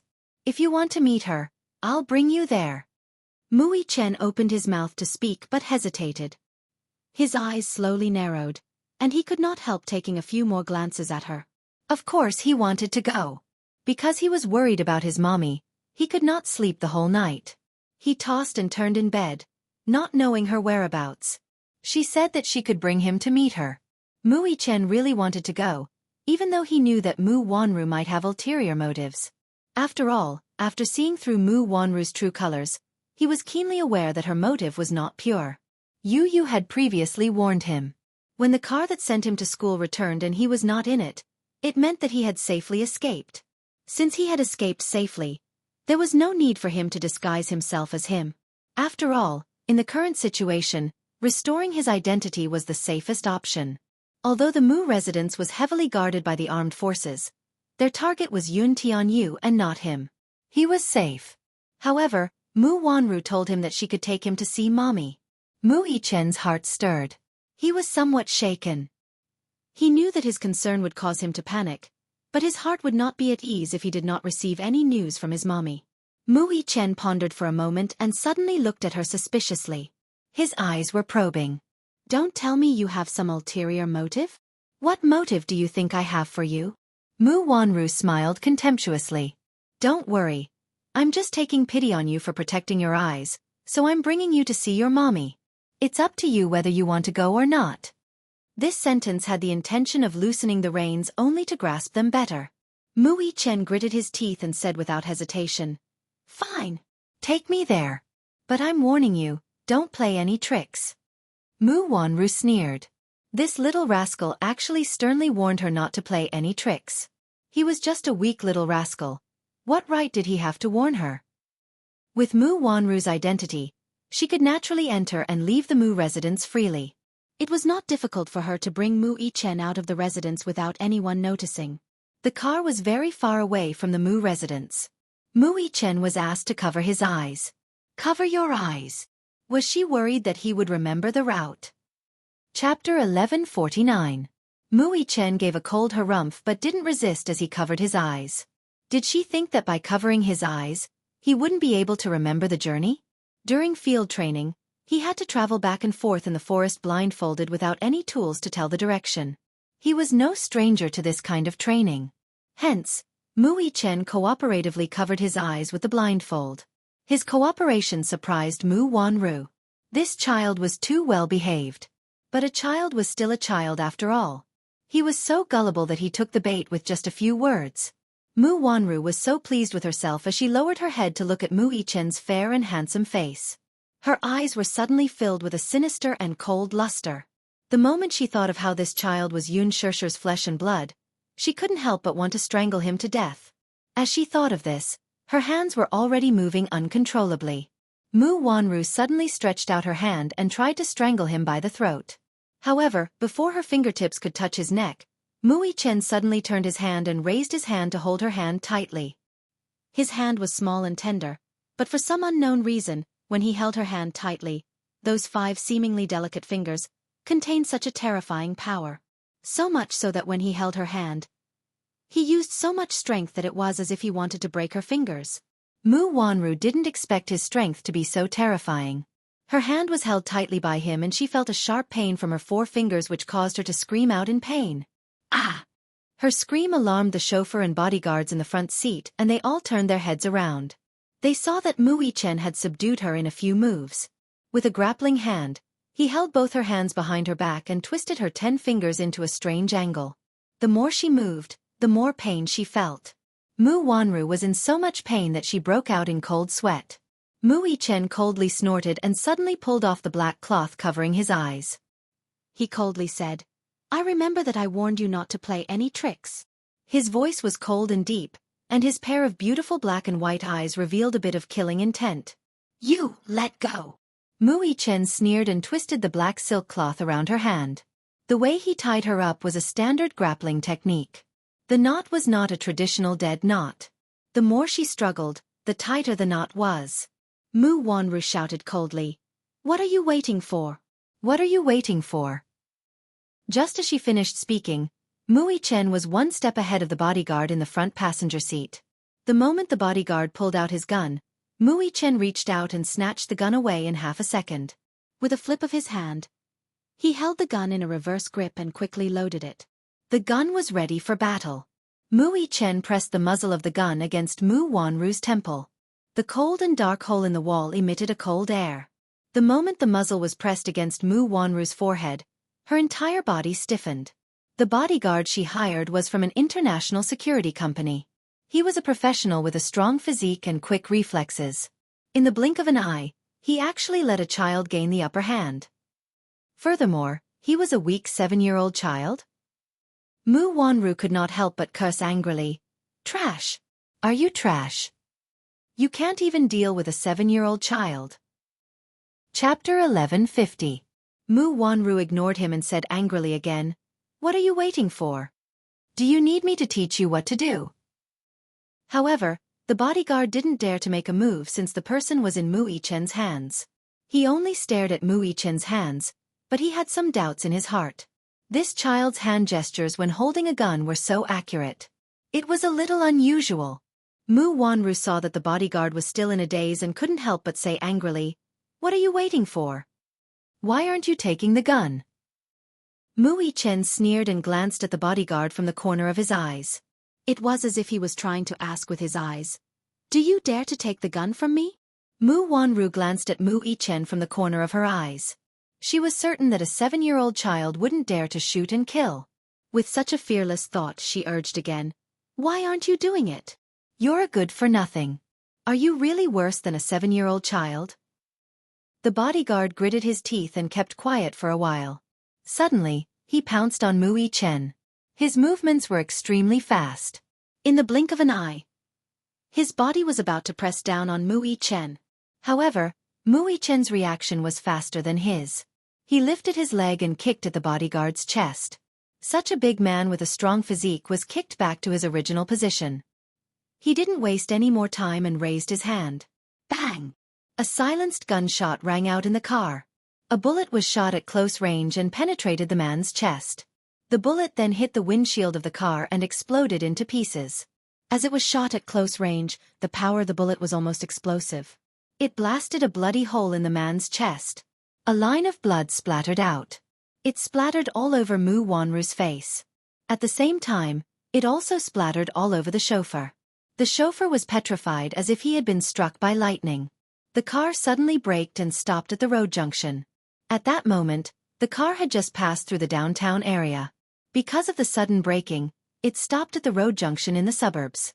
Along with the sound of engines, a passing truck whizzed past. Mu Wanru's head hit the back of the seat. After the car came to a steady stop, her body returned to its original position. Her entire face was in a state of extreme shock. His eyes bulged out of their sockets as if he couldn't believe what had just happened. This child. He actually opened fire. Moreover, he had killed a person right in front of her. The blood that splashed onto her face, still boiling hot, seemed to remind her of what had just happened. As for the person who was still alive and kicking just a moment ago, at this moment, he had already turned into a corpse that was gradually turning cold. Lying on the passenger seat, he didn't even have time to close his eyes. It was inexplicably miserable. Mu Wanru's red lips trembled as her eyes darted around frantically. Her eyelashes trembled violently. Hee hee. Mu Yichen's cold laughter suddenly rang in her ears. "You really think that I don't dare to shoot?" Mu Yichen asked coldly as he pressed the muzzle of the gun even tighter. Mu Wanru caught a glimpse of his finger on the trigger from the corner of her eye. She was so frightened that her entire body was trembling non-stop. Suddenly, she didn't dare to say a word. Mu Yichen stared at her coldly, his eyes cold. "Continue driving." Mu Yichen turned his head and ordered the chauffeur.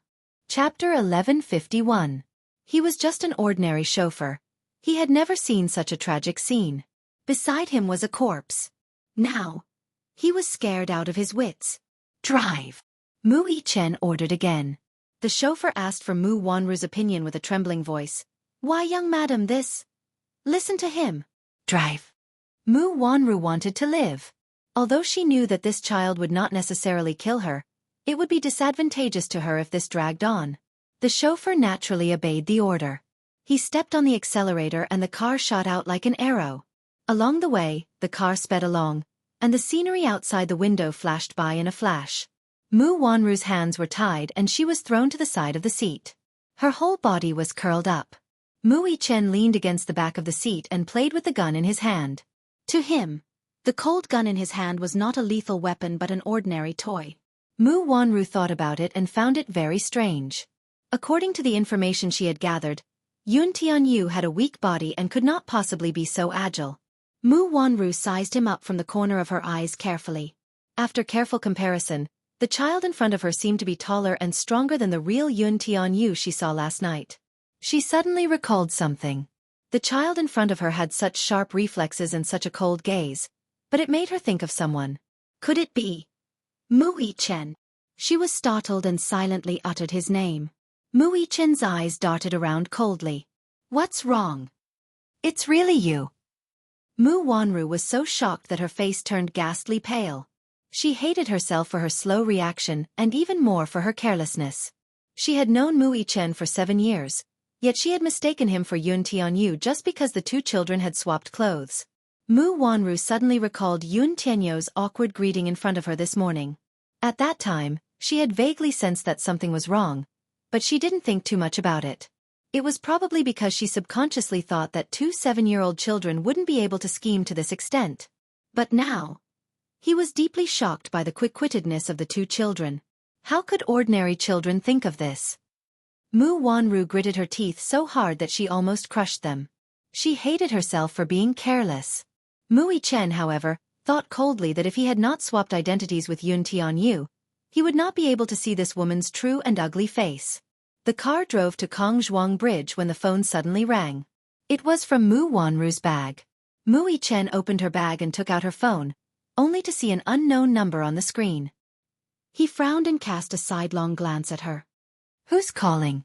Mu Wanru remained silent. Mu Yichen twisted one of her fingers and broke it. The pain of the dislocated bone caused Mu Wanru to scream. The driver was startled by the sudden scream and broke out in a cold sweat. The car swerved slightly. Mu Wanru broke out in a cold sweat. It's probably fourth uncle." "Answer it." Mu Yichen put the phone to her ear and warned coldly. "Don't say anything else. Answer the call the way you should. Got it?" I'll remember it." Chapter 1152. Mu Wanru bit her red lip and hurriedly nodded. "Why yes." Mu Yichen swiped the screen to answer the call and turned on the speakerphone. How could he give Mu Wanru a chance to play tricks? He turned on the speakerphone right away. He wanted to hear what they had to say. Fourth uncle." Mu Lianjue's voice sounded from the other end. "Where's the child?" "He's already in the car. I'm already on my way there." Mu Wanru's voice still carried a tinge of fear. Mu Lianjue, on the other hand, was sharp and alert. "What's wrong with your voice? It sounds a little weird." Mu Yichen pressed the muzzle of the gun against her acupoint and squeezed it a little. Mu Wanru resisted the urge to scream. She knew very well that if she screamed, even if Mu Yichen did not kill her, he would definitely break a few of her bones. Thus, she tried her best to suppress the trembling in her voice and smiled. "It's nothing. I just caught a cold, so my voice is a little hoarse." "Where's Mu Shang? Has he taken his medicine?" "I've already given it to him." "Where is he now?" "In the bedroom." He. I heard that Mu Yaja is on his way back to the country. Everything is going according to my plan. Don't mess it up. Once I get the share transfer agreement, I won't forget to reward you." Mu Wanru's red lips parted, but at this moment, the smile on her face was as ugly as it could be. Her voice was also filled with indescribable bitterness. He. Wanru thanks fourth uncle first." The call was quickly hung up. After hearing the entire call, Mu Yichen's face turned colder. "Did you do something to the great master's medicine?" He suddenly spoke, but his voice was abruptly frosty. In an instant, the car seemed to be in an ice cellar. It was bone-chilling. Mu Wanru pursed her lips and nodded slightly in tacit agreement. Then she tried her best to emphasize, "I was also forced to do so. I don't want to hurt Grandpa." "Do you think I'll believe you?" Mu Yichen loaded the gun and asked, "What is your purpose? Speak." It's not me. No matter what your motive is, why did you kidnap my mommy?" With the muzzle pressed down, Mu Wanru could even feel the cold air coming from the gun hole. She was so scared that she screamed, I'll talk. "Speak." Mu Wanru licked her dry lips and told her everything about Mu Lianjue's plan. It turned out that Mu Lianjue's ambition was to take over the majority of the Mu Group's shares. Currently, he did not hold much of the company's shares, only 8%. Thus, even though he was a member of the Mu family, his seat and speaking rights on the board of directors were extremely weak. Hence, he became a little ambitious. He did not care for the position of the Mu family's head. What he wanted was the 70% shares in Mu Yaja's hands. 70%. Just think about it. Even if Mu Lianjue eventually became the head of the Mu family, Mu Yaja still held the majority of the shares in the huge Dishing Financial Group. In the end, the entire Dishing Financial Group was under Mu Yaja's control. Even if he became the head of the Mu family, He did not have much say in the company's business. Chapter 1153. Using Yun Shirshir and Yun Tianyu to force Mu Yaja to hand over all his shares. This move could be said to be extremely ruthless. Alas, Mu Wanru still had a trick up her sleeve. She did not mention that even if Mu Yaja handed over his shares, Mu Lianjue might not let Yun Shirshir and Yun Tianyu off. The mother and son's final outcome was a dead end. There was no room for negotiation. Mu Yichen turned pale with fright when he heard this. This game of chess was really well played. If he forced his father to hand over the Mu Group's shares, his father would fall to the bottom of the valley overnight and be smashed to pieces. This Mu Lianjue was truly a wolf with a terrifying ambition. Where is mommy hidden? Mu Yichen pressed again. Mu Wanru shook her head. I don't know. Mu Yichen's eyes flashed with anger as he punched her in the face. You really don't know. Don't try to lie to me. Aren't you bringing me to mommy now? Mu Wanru howled in pain. She was so frightened that tears fell from her eyes as she cried. I really don't know. That place is in the middle of nowhere. There's no name, and even the GPS can't locate it. It's a very remote place. I really can't tell where it is. Just as she finished speaking, she suddenly coughed and spat out a mouthful of blood. Mu Yichen's punch had actually broken a few of her front teeth. Mu Wanru was still in a state of shock as she stared at the few white teeth amidst the blood. Where did Mu Yichen get his strength from? Don't play tricks. Mu Yichen coldly said. Do you really think that I won't dare to shoot you? It's true. I'm really not lying to you. Even if you shoot me with bullets, I really don't know where that place is. At this point, do I still need to hide anything from you? Mu Yichen pursed his lips and sneered. He suddenly raised his wrist, activated the DPS tracking function on his watch, and sent a tracking message to Yun Tianyu's watch. The car sped along. His signal would be transmitted to Yun Tianyu's watch every 1 kilometer. Mu Yichen put away his gun. Mu Wanru heaved a sigh of relief when she saw his action. Just now, she was so frightened by him that she almost wet her pants. Mu Wanru wanted to cry but had no tears. She never thought that she would be defeated by a child. The car was still moving at a high speed. However, as time passed, the scene outside the window became more and more desolate. It seemed that this was a rather remote place. Mu Yichen looked at his watch. The GPS signal was getting weaker in the wilderness. Mu Wanru did not lie to him. In such a desolate area, even if he wanted to, it would be difficult for him to pinpoint the location accurately. 10 minutes later, the car stopped at a deserted place. Mu Yichen put the rope around Mu Wanru's neck and pulled her out of the car as if he were leading a dog. Mu Wanru suddenly felt a sharp pain in her neck. She felt strangled and suffocated as she rolled out of the car. Bring me there, Mu Yichen ordered. His height did not reach her chest, so Mu Wanru had to lower her body to cooperate with him as she carefully followed behind him. At this moment, she firmly believed that even if this boy did not have a gun, he could easily kill her. Chapter 1154. Following Mu Wanru's direction, Mu Yichen arrived at the entrance of the warehouse. He kicked the door open with all his might. Soon, a commotion could be heard from inside. Who is it? A man's questioning voice could be heard from inside. He didn't open the door for everyone who came. Mu Yichen tugged at the rope around Mu Wanru's neck. Mu Wanru cried out in pain and hurriedly shouted, It's me!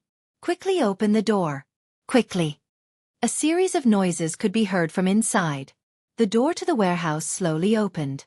Mu Yichen grabbed Mu Wanru and pressed the loaded gun in his hand against her forehead. Mu Wanru had undoubtedly become his hostage. If everything went smoothly, he could use Mu Wanru as an exchange to redeem his mother. Even though he knew that this move was a little dangerous, he was still very confident that he could bring his mother out of this unscathed. Perhaps, from a certain point of view, Mu Yichen was smart at times, but this intelligence did not seem to be thoughtful enough. Mu Wanru was indeed a hostage in his hands. However, he did not think carefully about whether Mu Wanru or Yun Shirshir was more important to Mu Lianjue. To him, Yun Shirshir could be exchanged for Mu Yaja's shares. Mu Wanru, on the other hand, was merely a chess piece that was not important to him. Once she lost her value, she was a chess piece that could be casually discarded. She was not worthy of his attention at all. Hence, Mu Yichen's current thinking was a little too naive. Could he use Mu Wanru as a bargaining chip to redeem Yun Shirshir? However, at this critical juncture this was all he could think of. It was still the same saying, too much concern made one confused. In a way, he was not as calm as Yun Tianyu, so it was not easy for him to think so much. The door to the warehouse slowly opened and everyone came out to welcome them. However, when they saw Mu Yichen standing at the door, their gazes fell on Mu Wanru, who was being held by him. They were confused and did not immediately understand the situation. What was going on? Mu Wanru raised her head and saw them.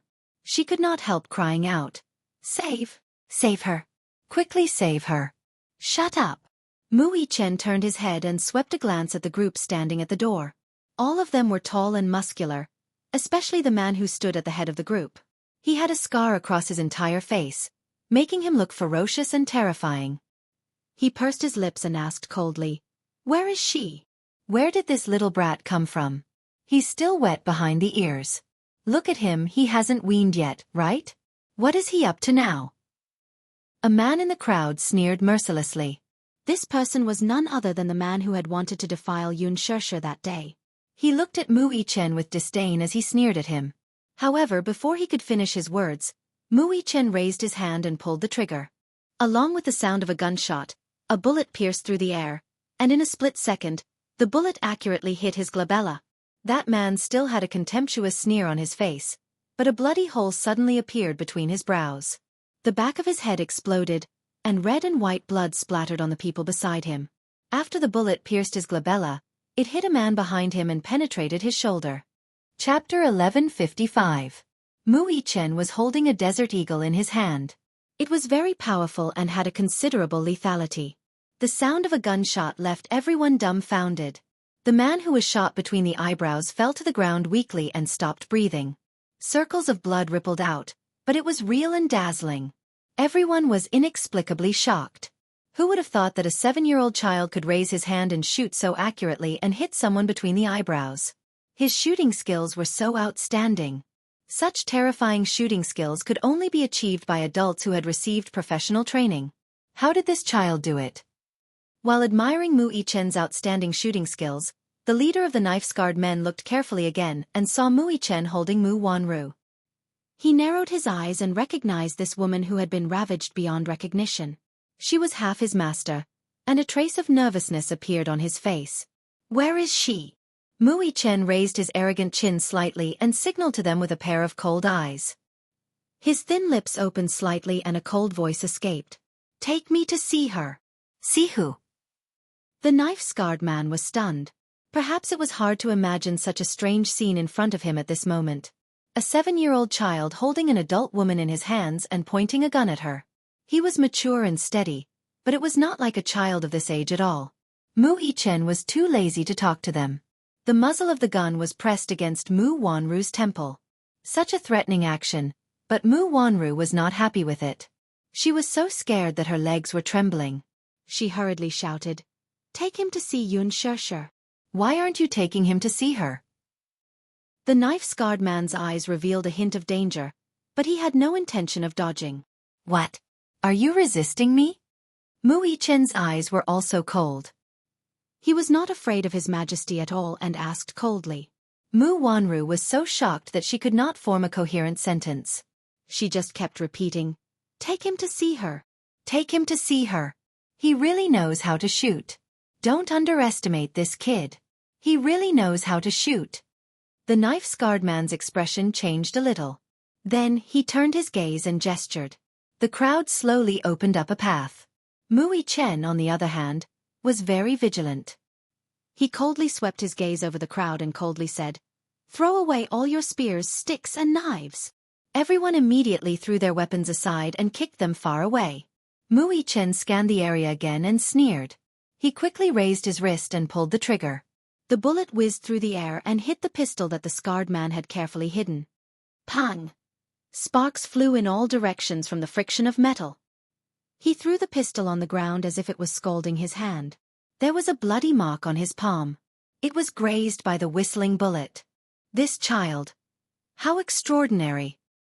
He secretly sighed in his heart, but he never expected that this child not only had good marksmanship, but also extremely sharp observation skills. Do I need to repeat the names of the others?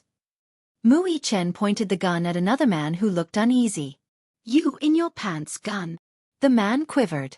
Then, as if he was throwing away a hot potato, he took out the pistol hidden in his pants pocket and threw it aside. When the others saw this, they also threw away their hidden guns and ammunition far away. "Are you satisfied now?" the knife-scarred man said fiercely. He seemed to be gnashing his teeth. Chapter 1156. Mu Yi-chen narrowed his eyes. Only after confirming that there were no more lethal weapons on them did he slowly walk up to them. The tip of his toe hooked the gun that the scarred man had just thrown to the ground and caught it. "You bring me there. The rest of you get lost." Mu Yi-chen gave his order again. Everyone looked at each other, but the scarred man sneered. "All of you get lost. Do you hear me?" Thus, the rest moved to the side. Only then did Mu Yi-chen walk up and point at the scarred man. "Bring me there. I'm warning you. Don't play any tricks." "Hee hee. You little rascal, you're so powerful. How would I dare to play any tricks?" The scarred man said this, but it was unclear whether it was sarcasm or mockery. If Yun Tianyu were present at this moment, he would definitely have more considerations. For example, with Mu Lianjue's means and power, why would he only assign this mob to guard an important person? There should be a large group of armed men around. Alas, Mu Yi-chen did not think so much. He was anxious to see Yun Shirshir, so he did not think about why there were only a few ruffians guarding such a huge warehouse. He followed the scarred man inside. The heavy shutter door slowly closed behind them as the three entered the warehouse. Only a small incandescent lamp was lit in the huge warehouse. The whole place was dark, heavy, and airtight. There was only a small skylight for ventilation. In the dim light, the air was filled with dust. Mu Yi-chen was on his guard again. He held Mu Wanru tightly in his hand as he cautiously surveyed his surroundings. The scarred man led him to a metal cage. Mu Yi-chen's eyes landed on the woman in the cell as he stopped in his tracks. Yun Shirshir was curled up in a corner. Her white dress was stained with mottled bloodstains, which bloomed like a conspicuous and glaring thistle. Some of the bloodstains looked fresh and bright red. Some of the bloodstains were dark. At this moment, her originally jet-black hair hung messily on her shoulders, like seaweed mixed with sand. Her originally fair and flawless face was mixed with blood and salt water, and her wet bangs clung to her cheeks, making her look battered and exhausted. Her hands were chained to the cage, and it was difficult for her to break free. However, her slender arms were so weak and boneless that they seemed to be about to be broken the next moment. Beside the cell stood two soldiers in military uniforms. They were fully armed, and their expressions were cold and stern. They stood upright. Mu Yi-chen's dark pupils violently when he saw this scene. Anger flashed across his face as he raised his gun, grabbed Mu Wanru's hair, and pointed it at her eyebrows. "Is it you? Are you the one who tortured her?" Mu Wanru's face was filled with horror as she hurriedly cried for help. "Don't. Help. Help. Shut up." Mu Yi-chen shoved the gun muzzle into her mouth and loaded it. "Otherwise, I'll break your mouth." Mu Wanru turned pale with fright. With the muzzle in his mouth, when he loaded the gun, every tiny sound made by the gun made her hair stand on end. Chapter 1157. She didn't want to. She didn't want to die. Mu Wanru screamed in despair in her heart. Her eyes were wide open, and large drops of tears fell from her eyes. Her pitiful look triggered the disgust in his heart. Mu Yi-chen pressed the gun against her throat fiercely. His eyes were bloodshot as he held the trigger tightly while he ate. "What did you do to my mommy? What did you do to her?" He was like an injured little beast, roaring in her ears. Mu Wanru was terrified and didn't dare to move. She could only open her eyes and make intermittent sounds. "No, don't. Ugh. Don't kill her. She didn't want to die. She really didn't want to die. Let her go." Mu Yi-chen raised his head. His eyes were bloodshot, and his lips curled into a cold smile. "Let my mommy go." The scar-faced man was indifferent and looked at him coldly. Mu Yi-chen's heart stopped. "What? I told you to let her go. Didn't you hear me?" "I heard you, but I can't do it," the scar-faced man said coldly. "Her life is still in my hands." Mu Yi-chen grabbed Mu Wanru's hair and signaled with his eyes. "How about we make a deal?" "This deal is not worth it." The scar-faced man snorted. I didn't expect you to come knocking on our door. It saves us the effort of tying you up. What do you mean? The scar-faced man laughed deeply and then clapped his hands lightly. Soon, the lights in the warehouse lit up. As the lights lit up, the darkness retreated. In the warehouse, more than 10 armed forces were exposed under the lights. Every one of them was fully armed and looked alert. Mu Yichen's eyes swept across the room, only to be stunned. Just from their attire, he could tell that these soldiers were from the special training camp. Their combat power was definitely not to be underestimated. The scar-faced man sneered. Haha, do you think you can walk out of here unscathed? A child is a child after all. Extremely naive. Mu Yichen gritted his teeth. His eyes seemed to be dyed with blood. Because of his suppressed anger, his entire body was trembling. The knife-scarred man looked at his face with satisfaction and smiled slightly. His gaze then fell on Mu Wanru and he said bluntly, "As for the woman in your hands, you can kill her or torture her as you wish. In any case, it's impossible for us to release him." Mu Yichen sucked in a deep breath of cold air as his furious gaze landed on Mu Wanru's face. He was disappointed in her and hated her to the core.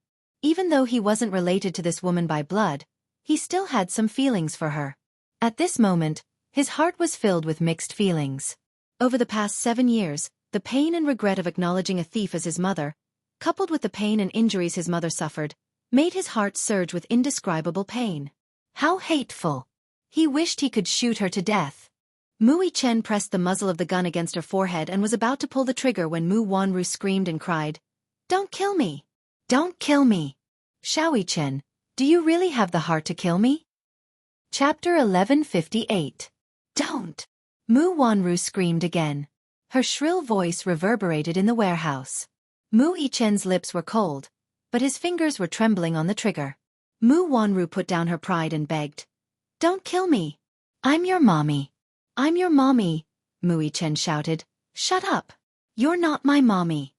Mu Wanru's face froze for a moment before her lips curled into a bitter smile. "Yes, sir. Yes. You're not my biological child. But do you know why? It's because Mu Yaja lied to me. Your daddy lied to me and said that I'm infertile. He lied to me so bitterly, that's why I hate him so much. That's not an excuse for you to hurt my mommy. Listen to me. Listen to me." Mu Wanru tried to calm him down and said in a gentle voice, "Xiao Yichen, don't you remember? When you were born, I was the one who held you in my arms. Not her." Mu Yichen was stunned, and his eyes flickered. Mu Wanru saw a hint of wavering in his eyes and was secretly delighted. She put on a pitiful look and said tearfully, "When you first learned how to walk, you always fell down. You've been very resilient since you were young.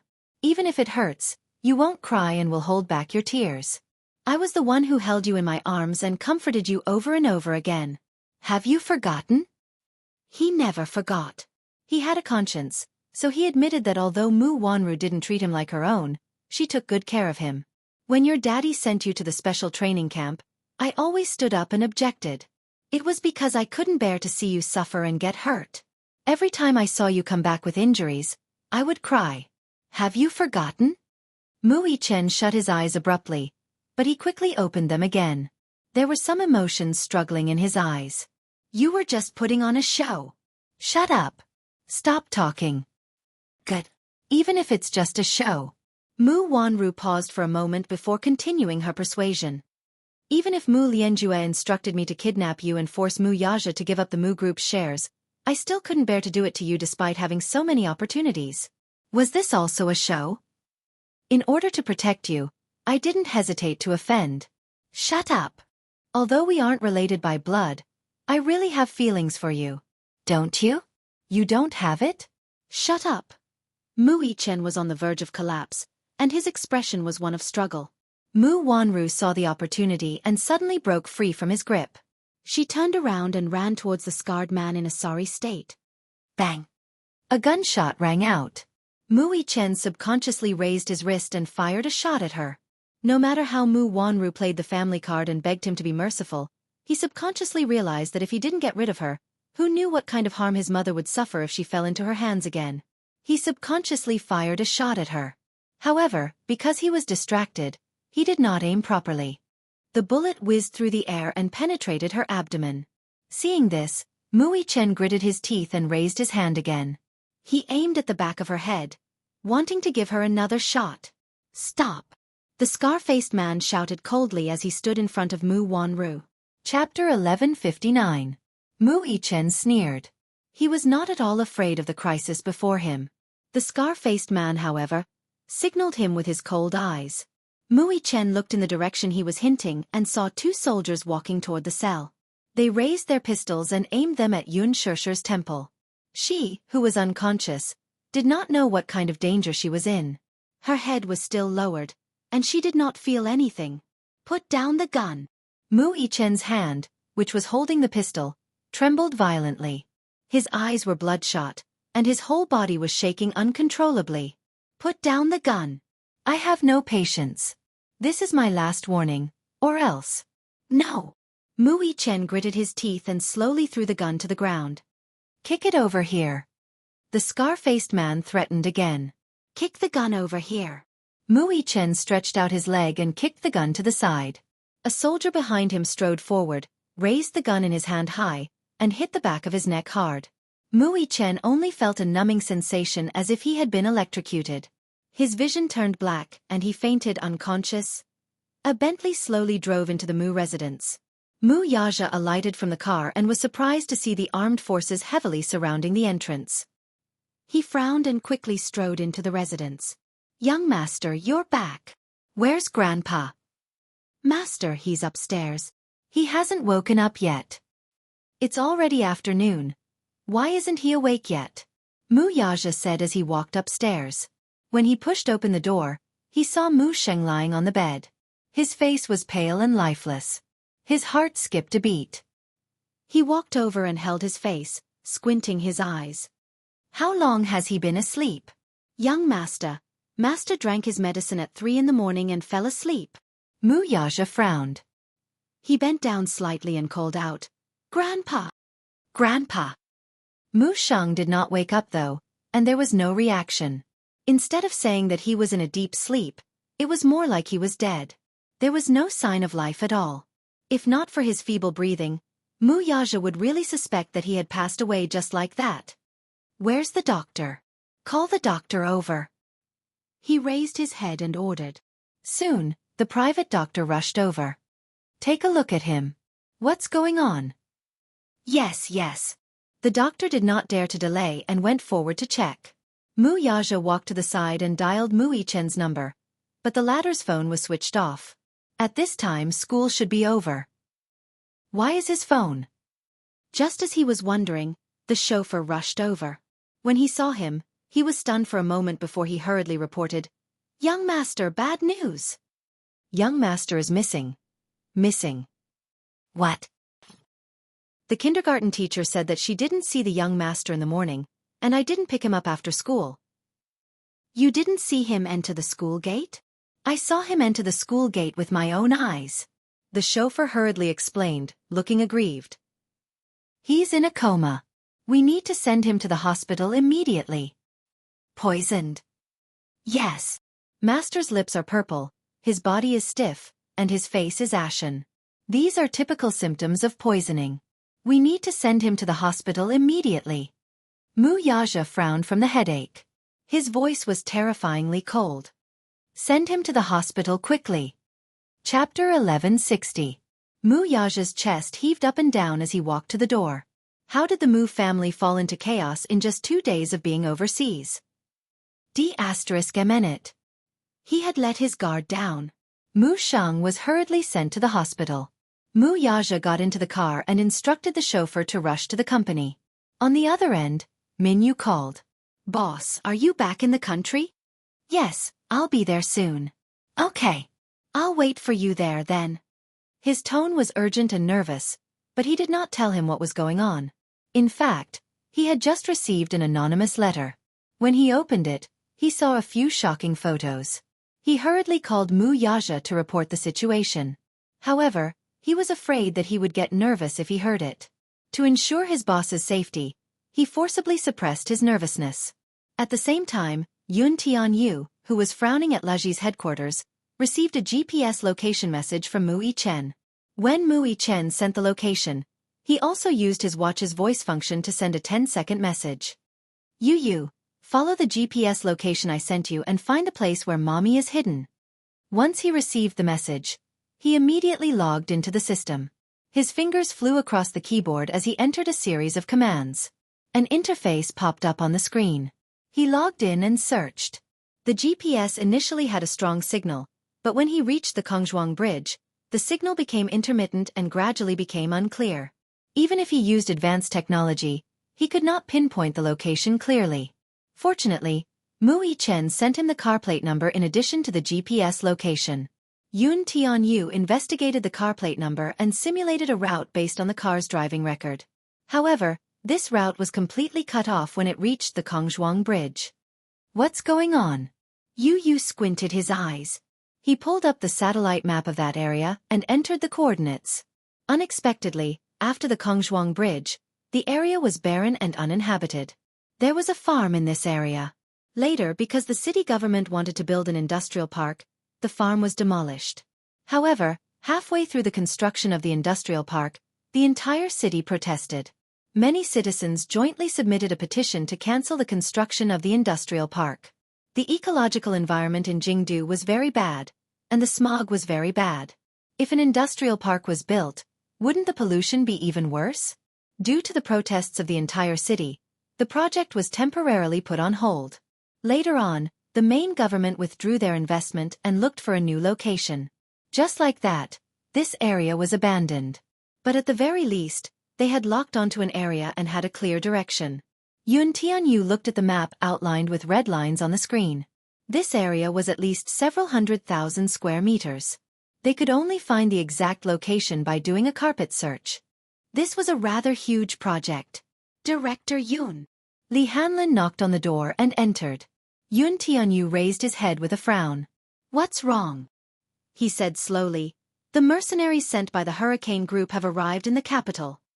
All right. Take me there. Just as Yun Tianyu stood up, Li Hanlin suddenly said in a low voice, this time, Hurricane Group has sent another person. Who? The chief commander of Hurricane Group, Gong Jia. Chapter 1161. Hurricane Group was a familial arms group. Its three chief commanders, Gong Jia, Ji Yanxi, and Ilan, were all legendary figures. Gong Jia, in particular, was one of them. He was the core member of Hurricane Group's top management. He was in charge of the arms market in North America and Europe and was fully in charge of the European market. He was a very decisive person. It was said that Gong Jie was the crown prince of Hurricane Group. His father, Gong Shaoying, was the founder of Hurricane Group. He used to be a smuggler and was now the king of arms who controlled half of the arms market. Gong Jie was only 12 years old when he made his debut. To train him, Gong Shaoying put the North American market under his name. In just 3 years, he had become a formidable figure. Now, he was in his 20s, but with his cold and unique methods, he was already the leader of Hurricane Group. He was also the core member of Hurricane Group's Deva I project. He had a group of super powerful mercenaries under him. Mercenary Paradise, which was under Hurricane Group, was also established by him. He was quite a legendary figure. Yun Tianyu frowned slightly. Was he not in charge of the European market? Why was he here? He could not help feeling puzzled. Seeing his puzzled expression, Li Hanlin raised his brows and smiled. It's probably because the Hurricane Group wants to probe Mr. Yun's background. That's why they sent such a big shot here. Where are they now? Li Hanlin answered in a low voice. Maisel Private Airport. Let's go. His lips curled into a nonchalant smile. I'll go meet this rumored big shot. Maisel Private Airport. When Yun Tianyu and Li Hanlin arrived, an armed transport plane was already parked at the airport. More than 10 mercenaries alighted from the plane. They were tall and burly, and were fully armed. Just as Yun Tianyu stepped out of the car, he heard the sound of a helicopter's propeller cutting through the air above him. He raised his head and saw an armed helicopter slowly hovering in the air a few times before landing steadily on the tarmac. The cabin door opened, and 5 mercenaries walked out one after another. After a while, a young man in a military windbreaker slowly walked out of the plane. Yun Tianyu looked over. In the fierce wind, the young man was wearing a snow-white military windbreaker. His sleeves were fluttering in the wind. His white military suit made him look tall and straight. This person seemed to be very fond of the color white. With a white military cap, a white military jacket, and snow-white military boots, he looked very handsome. The man slowly raised his face, and a handsome face fell into his eyes. Initially, he thought that Gong Jie was of European descent. However, she did not expect him to be an Asian man. She had a head full of neat and tidy silvery hair, and her face was as thin as a knife.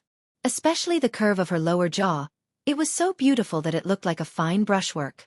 The man had a face that seemed to be exquisitely sculpted. His facial features were exquisite and well-defined, as if they were carved by a knife. His eyebrows were handsome, and his eyes were like cold stars. His eyebrows and eyes were extremely beautiful.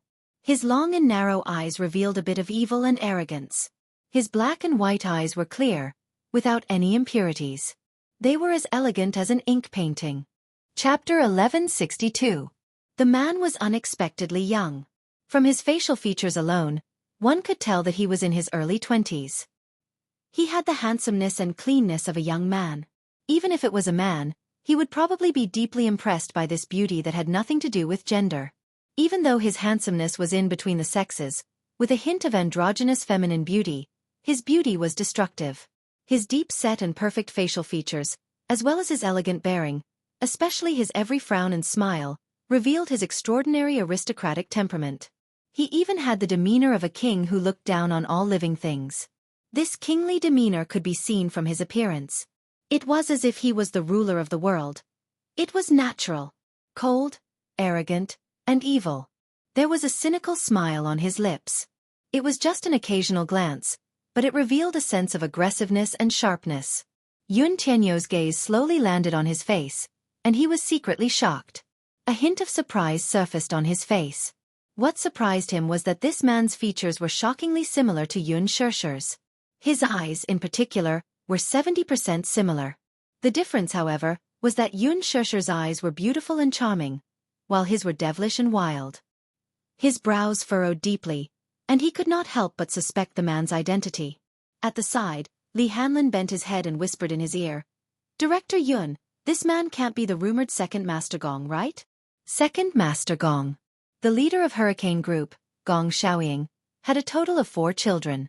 Gong Jie, on the other hand, was ranked second, so everyone respectfully addressed him as Second Master Gong. Yun Tianyou narrowed his eyes and said in a low voice, "I've never seen Gong Jie's real appearance." As the core figure of Hurricane Group, few people knew of Gong Jie's real appearance, but judging from this man's extraordinary demeanor, he was most likely Second Master Gong himself. The two groups of people gathered together.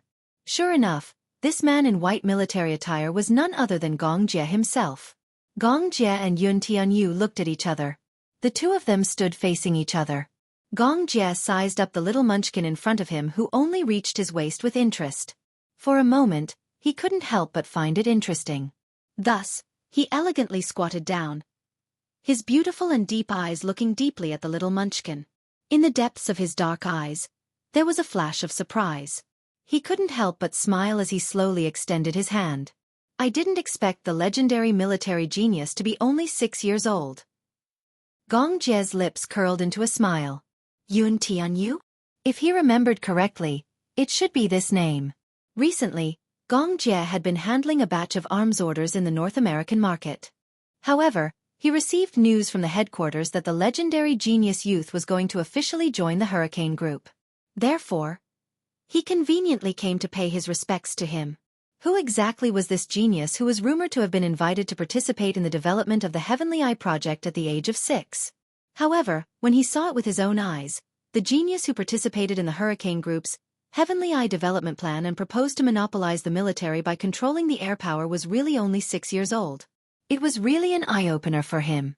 Yun Tianyou's eyes drooped slightly as they fell on Gong Jie's outstretched hand. His fingers were fair and slender, and his fingertips were as beautiful as jade. He slowly reached out his hand and shook it with him. Yu raised his eyes and smiled elegantly. "I didn't expect the rumored chief commander of Hurricane Group to be so young. However, I have to remind you of something." Chapter 1163. I've already passed my 7th birthday, Yu corrected. So, strictly speaking, I'm already 7 years old. Gong Jie was speechless. This lad. He even knew how to have a dry sense of humor. Yun Tianyu and Gong Jie shook hands and sized each other up at the same time. Gong Jie's gaze was a little judgmental. Yun Tianyu's eyes were probing as well. Looking at his face up close, Yu was even more shocked. Why did this man look so much like his mommy? If he were to put aside his attire and hairstyle, he could not help thinking that his mommy was standing right in front of him. Similar. They really looked alike. It was hard not to make a connection between him and his mommy. Gong Jie was also secretly sizing up the little lad. The child in front of him stood elegantly in a small suit with a windbreaker draped over his shoulders. He looked even more handsome and exquisite. His small face, in particular, was tender, fair, and delicate. His facial features were beautiful, and his eyebrows were set with a maturity that was rare even for an adult man. What was even more remarkable was that this 7-year-old child did not feel oppressed by his aura, even though he was standing in front of him. It was as if he was born with an extraordinary elegance and nobility. Even when he looked into his eyes, there was not a hint of timidity in his eyes. He was not simple. It was hard to imagine that this child, whose voice was tinged with immaturity, could actually come up with such a shocking air superiority theory. Could it be that children nowadays were all so valiant? Gong Jie silently cursed in his heart. Could this child be a genetically mutated species? For the past 2 years, Hurricane Group had been trying its best to invite Yun Tianyu to officially join them. However, the response he gave was always ambiguous and not accurate. Now, however, Yun Tianyu's sudden decision to officially join Hurricane Group came as a surprise. I heard that you've decided to officially join Hurricane Group? Yes. Yu looked up. I've decided to officially join Hurricane Group. He wanted to become stronger. He was so powerful that everyone feared his existence. So strong that he had incomparably terrifying power. Only then could he better protect the people he wanted to protect. Yu's eyes were filled with determination. Gong Jie smiled and held his hand even tighter. His clear and deep voice slowly escaped from his thin lips. In that case, on behalf of the Hurricane Group, I officially welcome you to join us. Standing at the side, Li Hanlin's gaze fell on the tightly intertwined hands of Yun Tianyu and Gong Jie.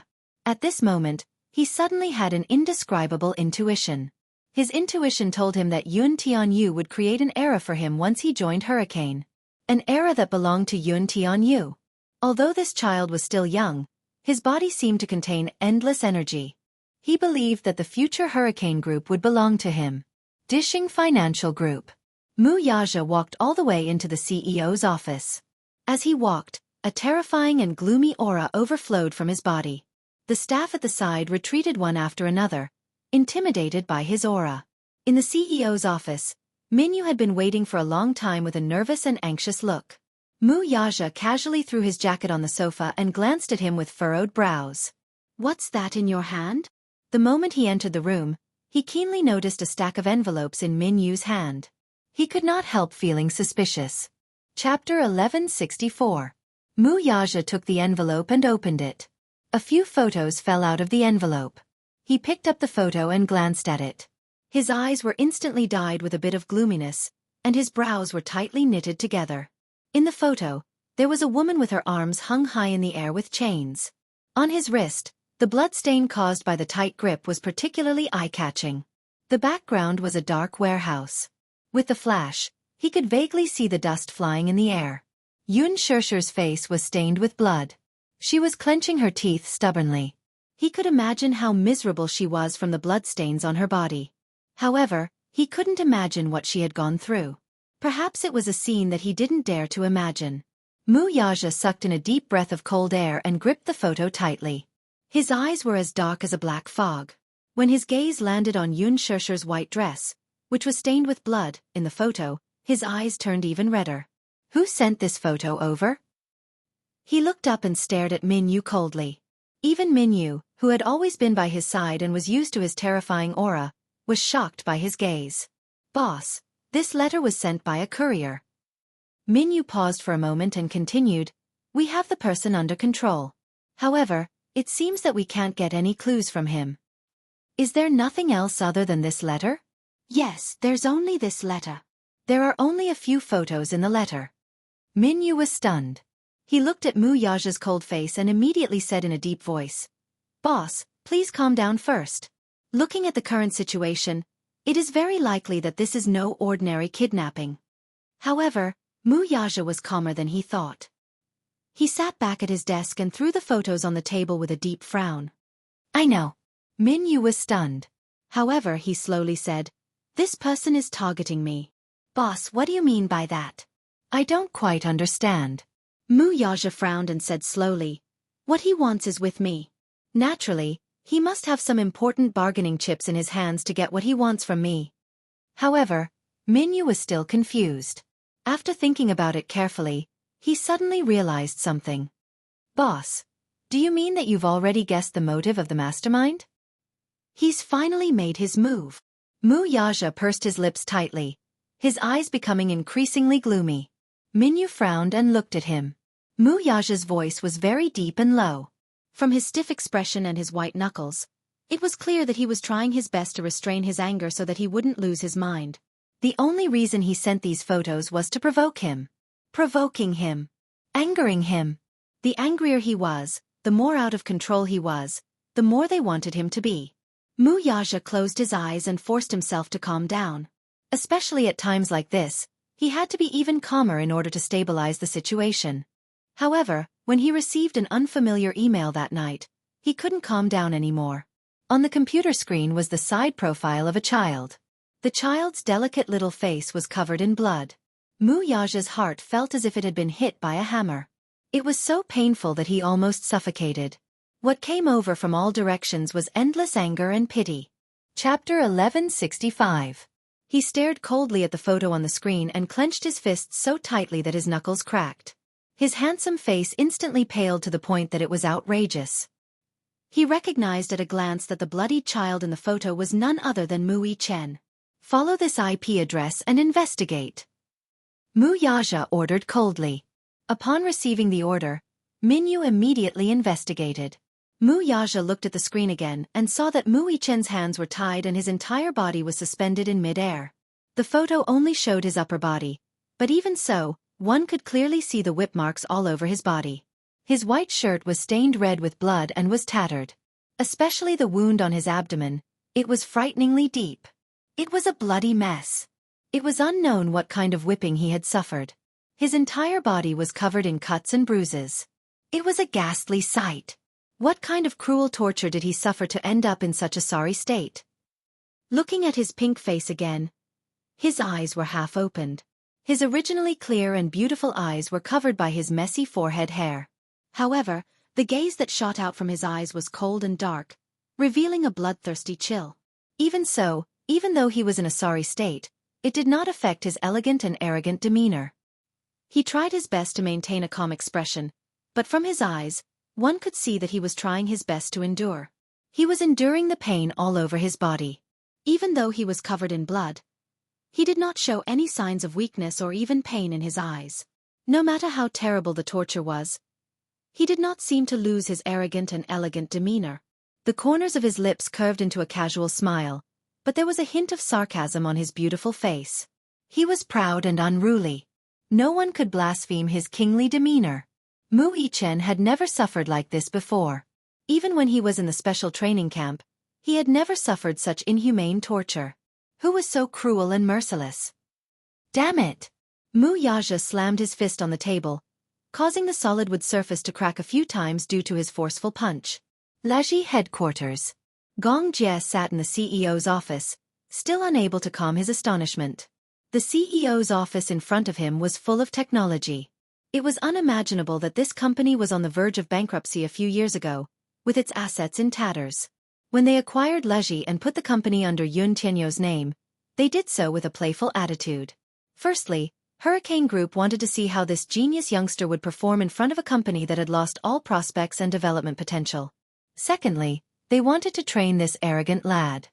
However, he had witnessed with his own eyes how Laji Holdings had transformed from a toy company that was on the decline a few years ago to a toy company that could trample Mattel under its feet. It had become a giant in the toy industry. This could no longer be described as ability, but magic.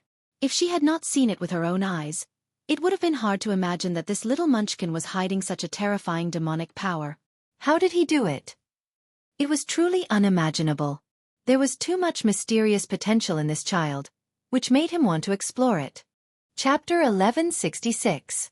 When he was 12 years old, he debuted and took over the North American market from his father. However, it took him 3 years to gain his father's approval.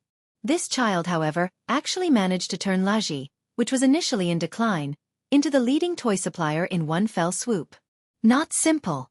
Gong Jie was still sizing up the high-tech decor in the room with great interest. Yu Yu, who was sitting opposite him, narrowed his eyes and could not help sizing up the young man sitting in front of him. Similar. Too similar. Gong Jie's facial features were too similar to his mother's. He was even a little suspicious of the man's background. It was said that his mother had a long-lost younger brother when she was young. Could it be? Yu Yu was quickly stunned by his own thoughts. How could it be? Gong Jie was the crown prince of Hurricane Group. How could he be related to his mother? It was probably just a coincidence. Still, could there be such a miraculous coincidence in this world? If it was really a coincidence, then he could not help but marvel at the uncanny workmanship of the creator. Yu Yu lowered his eyes and sipped his tea. Regaining his senses, Gong Jie turned to look at him with a smile. After exchanging a few pleasantries, he went straight to the point.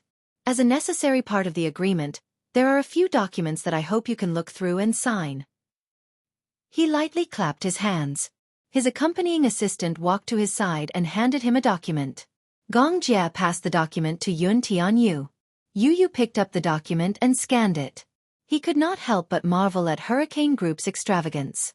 Not only was this document made of genuine cowhide, but it was also wound with gold thread. How corrupt! Yu Yu broke out in a cold sweat. He took out the document and signed his name without looking at it. His handwriting was extremely beautiful. Gong Jie was dumbfounded. He quietly asked, "Why don't you look at the contents of the document? Aren't you afraid that this is a slave contract?" Could it be that it's not a slave contract? Yu Yu raised his eyebrows. Since I've chosen to join Hurricane, I've already thought it through. As for this, it's just a necessary procedure. Is there a need to look at it? Gong Jie was startled for a moment before he smiled. You are indeed worthy of being valued by my father. Yu Yu's wisdom and maturity were an eye-opener for him. After putting away the signed documents, Gong Jie slowly said, "From now on, you are officially a member of the Hurricane Group. In addition to fulfilling the conditions promised to you, my father also specially assigned someone to you." Huh. Gong Jie snapped his fingers. The door opened. Yun Tianyu looked over and saw an 8 or 9-year-old lowly slowly walking in. His heart skipped a beat. While he was in a daze, the little lowly had already walked in front of him. She stopped in her tracks and stood in front of him, looking down at him with a cold expression. Yu Yu couldn't help but look up at her. At a glance, he saw the girl's chiseled chin. Judging from her immature facial features, this girl was only 8 or 9 years old. However, what was different from ordinary Eastern girls was that the girl's eyebrows were very deep. She had both the noble coldness of European descent and the mysterious gentleness of Eastern descent. She presented an exceptionally beautiful beauty. She seemed to be of mixed blood. She had short brown hair that reached her ears and delicate eyebrows. Chapter 1167. The girl's aura was as sharp as a knife. She stood before Yun Tianyu expressionlessly and indifferently like an emotionless puppet. Her eyes were especially cold. Cold and lifeless. She wore a simple tank top, short pants, a pair of black combat boots, a belt around her waist, a dagger, and a pistol. She was fully armed. Her exposed waist was well defined. Although she looked skinny, if one were to examine her closely, one would realize that she was actually very lean. The strong muscles on her arms in particular could make one's heart skip a beat. How much training did she have to go through to have such frightening lines? For some reason, Yu Yu felt that this girl had a special aura. She was like a red spider lily blooming by the yellow spring. Beautiful but deadly. He sized her up a few times before his gaze fell on her empty and unfocused eyes. Her pair of eyes were lifeless but filled with murderous intent. Other than that, there was no other emotion. His entire being was like a killing machine that existed only for killing. Gong Jie slowly got up and walked to the girl's side. He gently held her shoulders and introduced her to Yu Yu. Her name is Lisa. From today onward, she'll be your personal bodyguard. Her. Yu Yu's eyes were filled with suspicion. Personal bodyguard? A girl who looked no more than 8 or 9 years old. Gong Jie looked at Yu Yu, only to see the suspicion on his face. He could not help smiling. Why? Don't underestimate her just because she's young and a little girl. She's not ordinary. Strictly speaking, she's ranked 5th in Mercenary Paradise. 5th. The suspicion in Yu Yu's eyes became more obvious. How could it be? This girl looked so young. She was actually ranked 5th in Mercenary Paradise. Don't underestimate her, just like how I once underestimated you. Gong Jie smiled, his slender fingers gently caressing the girl's expressionless face, but he pretended to be mysterious. Do you know where she's from? The girl did not react much to his touch. Instead, she continued to stare at Yu Yu coldly without shifting her gaze. Where? The #1 killer island, Atlanta Island. Yu Yu's heart sank. He had heard of this place. It was said that every year, Atlanta Island would buy over hundreds of orphans. Then, these hundreds of orphans would be locked up together, regardless of gender or age. They would only be given a bowl of rice and a cup of water. The children were hungry, but there was only one bowl of rice. There was only one cup of water. In order to fill their stomachs, in order to survive, children would start to kill each other. Out of the hundreds of children, perhaps only a dozen or so were left alive in the end. These children would then enter the next round of devilish training. The so-called hellish training was nothing like the training Xiao Yichen had gone through in the special training camp. To be precise, it was hellish training. The weak would die, and the strong would win. Perhaps in the end, there would only be one person who could survive all the tests. And this girl was the one who had passed all the tests and survived to the end. In fact, although her combat ability index was very high, there was still a gap between her and the other mercenaries in the mercenary group.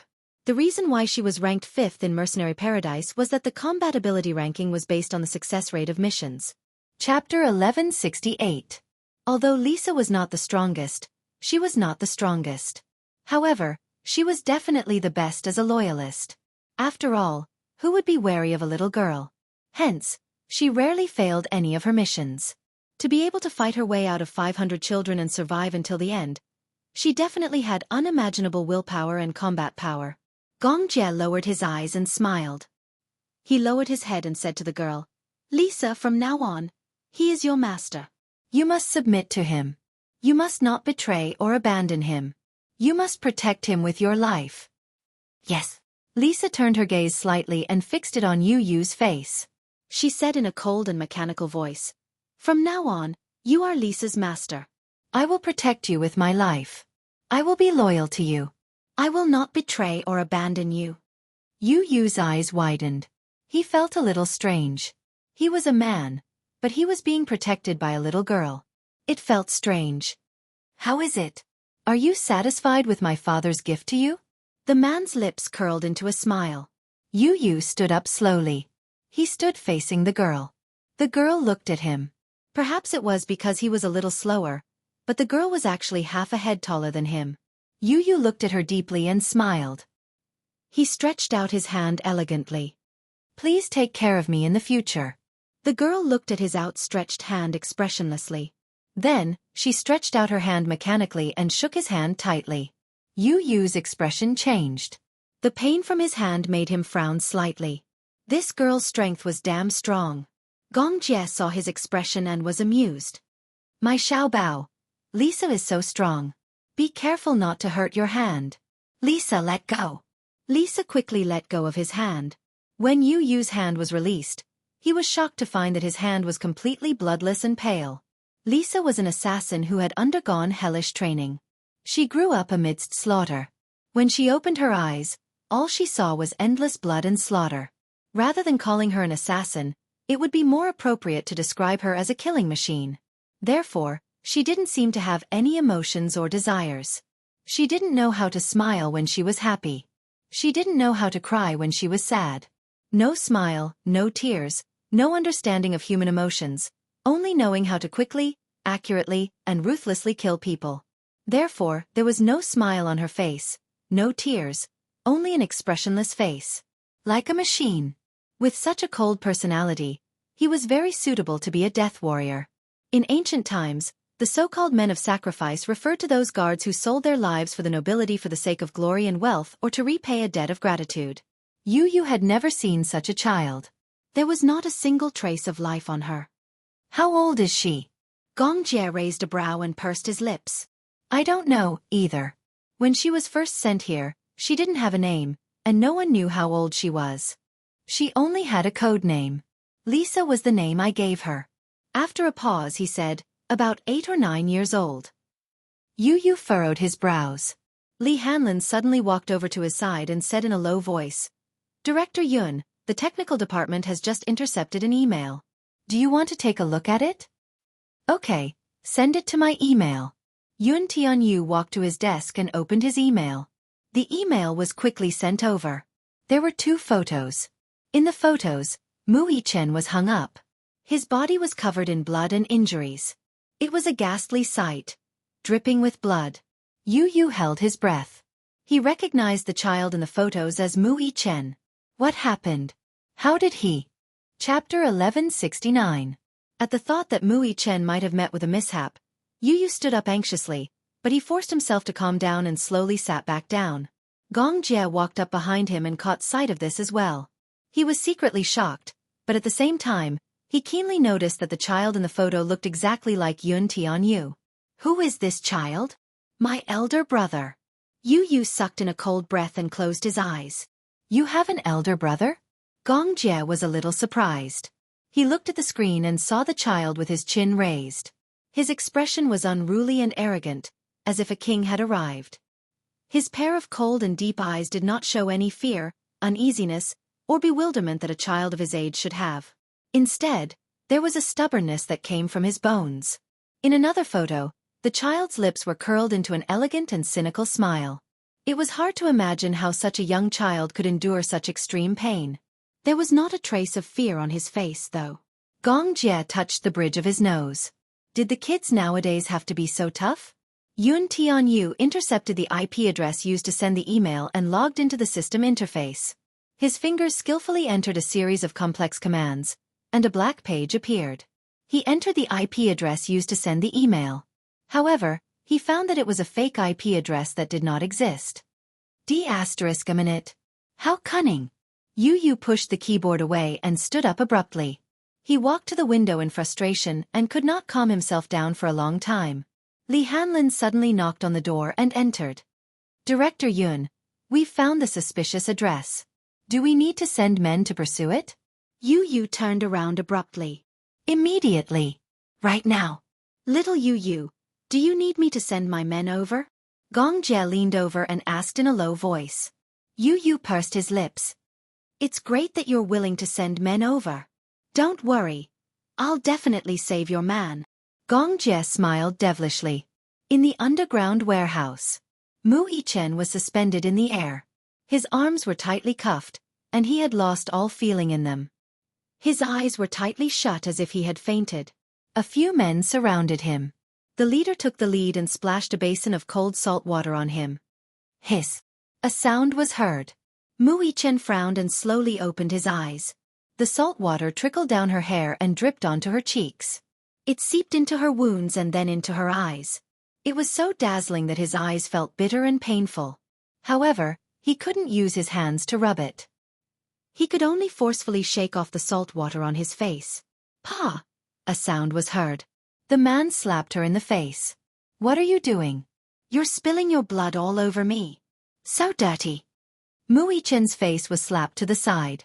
At this moment, he no longer had much of a reaction to the pain, because the torture was beyond his endurance.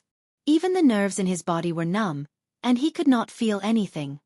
He slowly opened his eyes. His gaze was like a blade covered in snow, ruthlessly stabbing at the man in front of him. Even though he was in a sorry state, he did not give in to them in the slightest. He did not shed a single tear. An inexplicable dark and cold aura emanated from his body. It even carried an indescribable chill. This chill seeped into one's bones and made one's hair stand on end. Chapter 1170. Mu Yichen sneered in disdain. His lips curled into a mocking smile as if he was being sarcastic. Is this all you've got? It's really not enough. There was a hint of disdain in his smile, but more than that, it was arrogance. He looked at them as if he was looking at a few bedbugs struggling in the gutter. The man was furious and slapped him again. Kid, you're so stubborn. Looks like you haven't suffered enough yet. You won't shed a tear until you see the coffin, huh? Xiao Yichen's face immediately swelled after the slap. There was blood at the corner of his lips. Wisps of blood flowed out from the corner of his lips. Mu Yichen stuck out his tongue coldly and slowly licked the blood at the corner of his lips. He curled his lips in disdain. Suddenly, he used the strength of his arms to lift his leg and kicked the man's face. The man was caught off guard and fell to the ground. It was a pity that Mu Yichen's stamina was almost depleted. Furthermore, he was injured all over and did not have much strength left. Otherwise, his kick would have dislocated the man's jaw. Everyone looked at each other in disbelief. How could this kid be so stubborn? He was already at this stage, yet he still wanted to resist? He was very stubborn. Even though he was covered in cuts and bruises, he still did not give up a chance to resist. At first, they wanted to take a few pictures of this kid's terrified face. It would be best if he cried bitterly and made people feel sorry for him. However, they used all kinds of methods, but he did not shed a single tear or beg for mercy. Not to mention showing a vulnerable and fearful expression. Not at all. He was really stubborn. The man got up from the ground and spat out a few broken teeth. He ordered, "Since he's so dishonest, tie his legs up too. Whip him a few more times. Big brother, we can't hit him anymore, right? If we continue, this kid will die." The man said disapprovingly, "What are you afraid of? Didn't you see? This kid still has the strength to kick me. How does he look like he's dying? He's so stubborn, how can he die just like that? Whip him a few times to teach him a lesson. No matter how tough his bones are, he's still just a child. Since he's already like this, don't torture him anymore. Let him live. Didn't the higher-ups say that if we killed him, we would be buried with him? This brat is still useful." Only then did the hooting man stop talking. He looked at Mu Yichen and chuckled. "Why don't you scream a few times or beg for mercy? We'll let you go and stop hitting you." Mu Yichen glanced at them coldly and snorted. "Humph." He ignored them. "You want me to beg for mercy? Buying a pillow is faster than dreaming." Asking him to submit to this mob was more torturous than asking him to die. He was not afraid of death.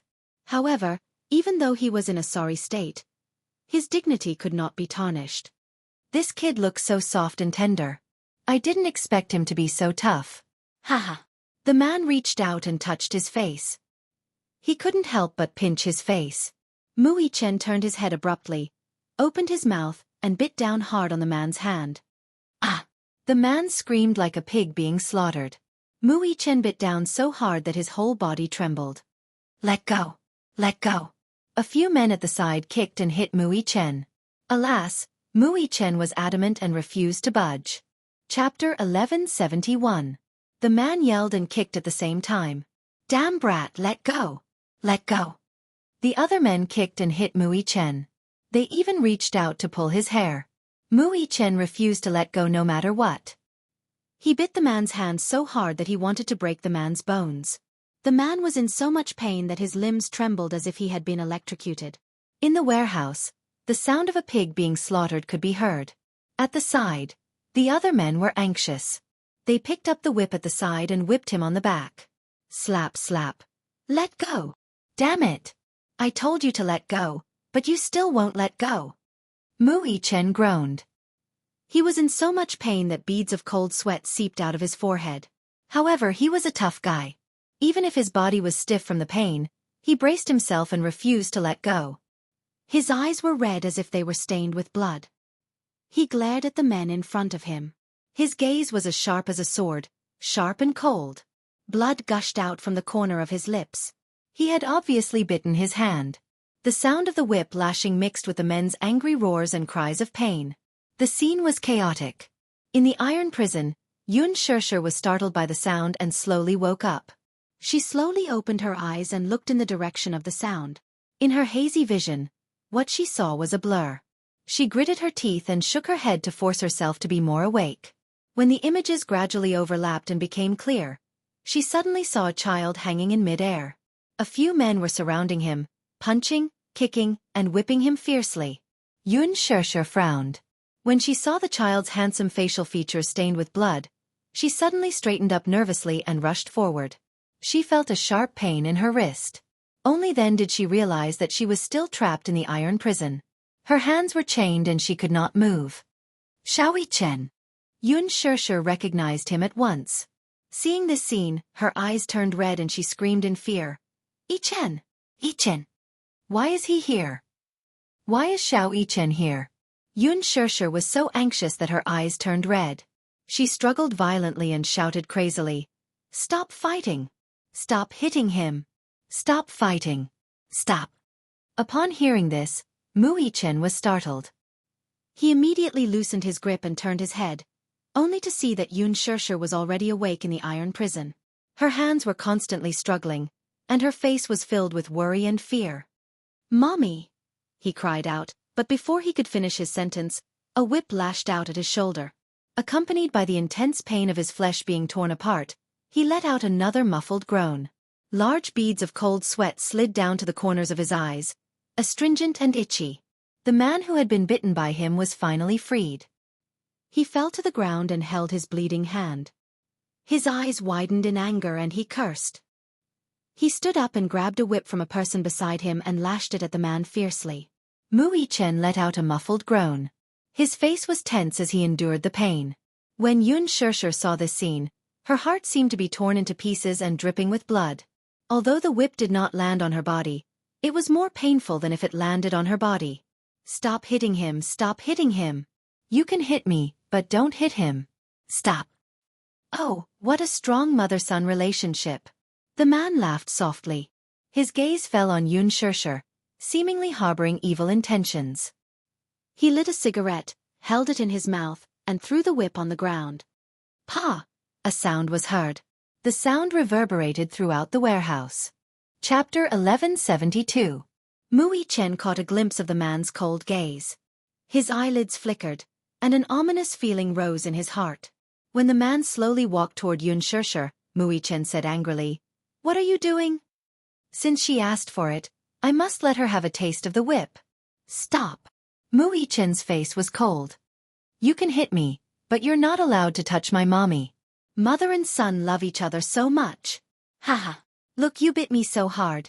How am I going to settle this with you? Don't touch her. Mu Yichen's eyes were like torches. The sharpness in his eyes almost pierced through the man. The man was stunned.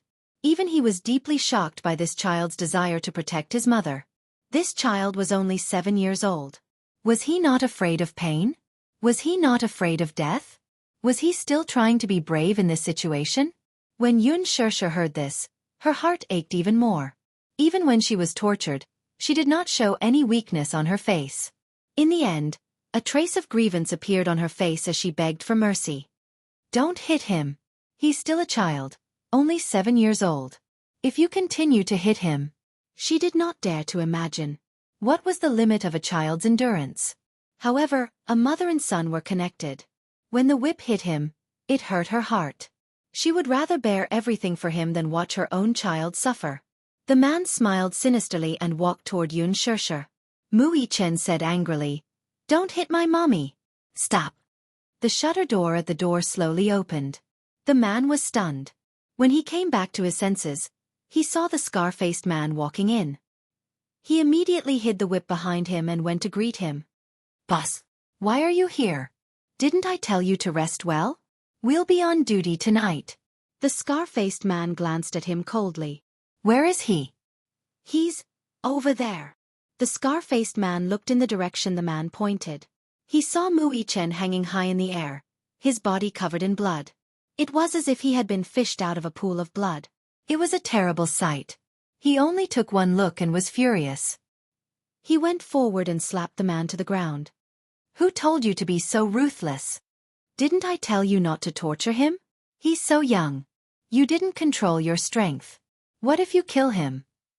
The man was frightened by his expression. Boss, Do you know that if this child dies, you'll be buried with him and you'll drag me down with you? You reckless dog. Get out of here. The man was really frightened by his words, and his face turned ashen.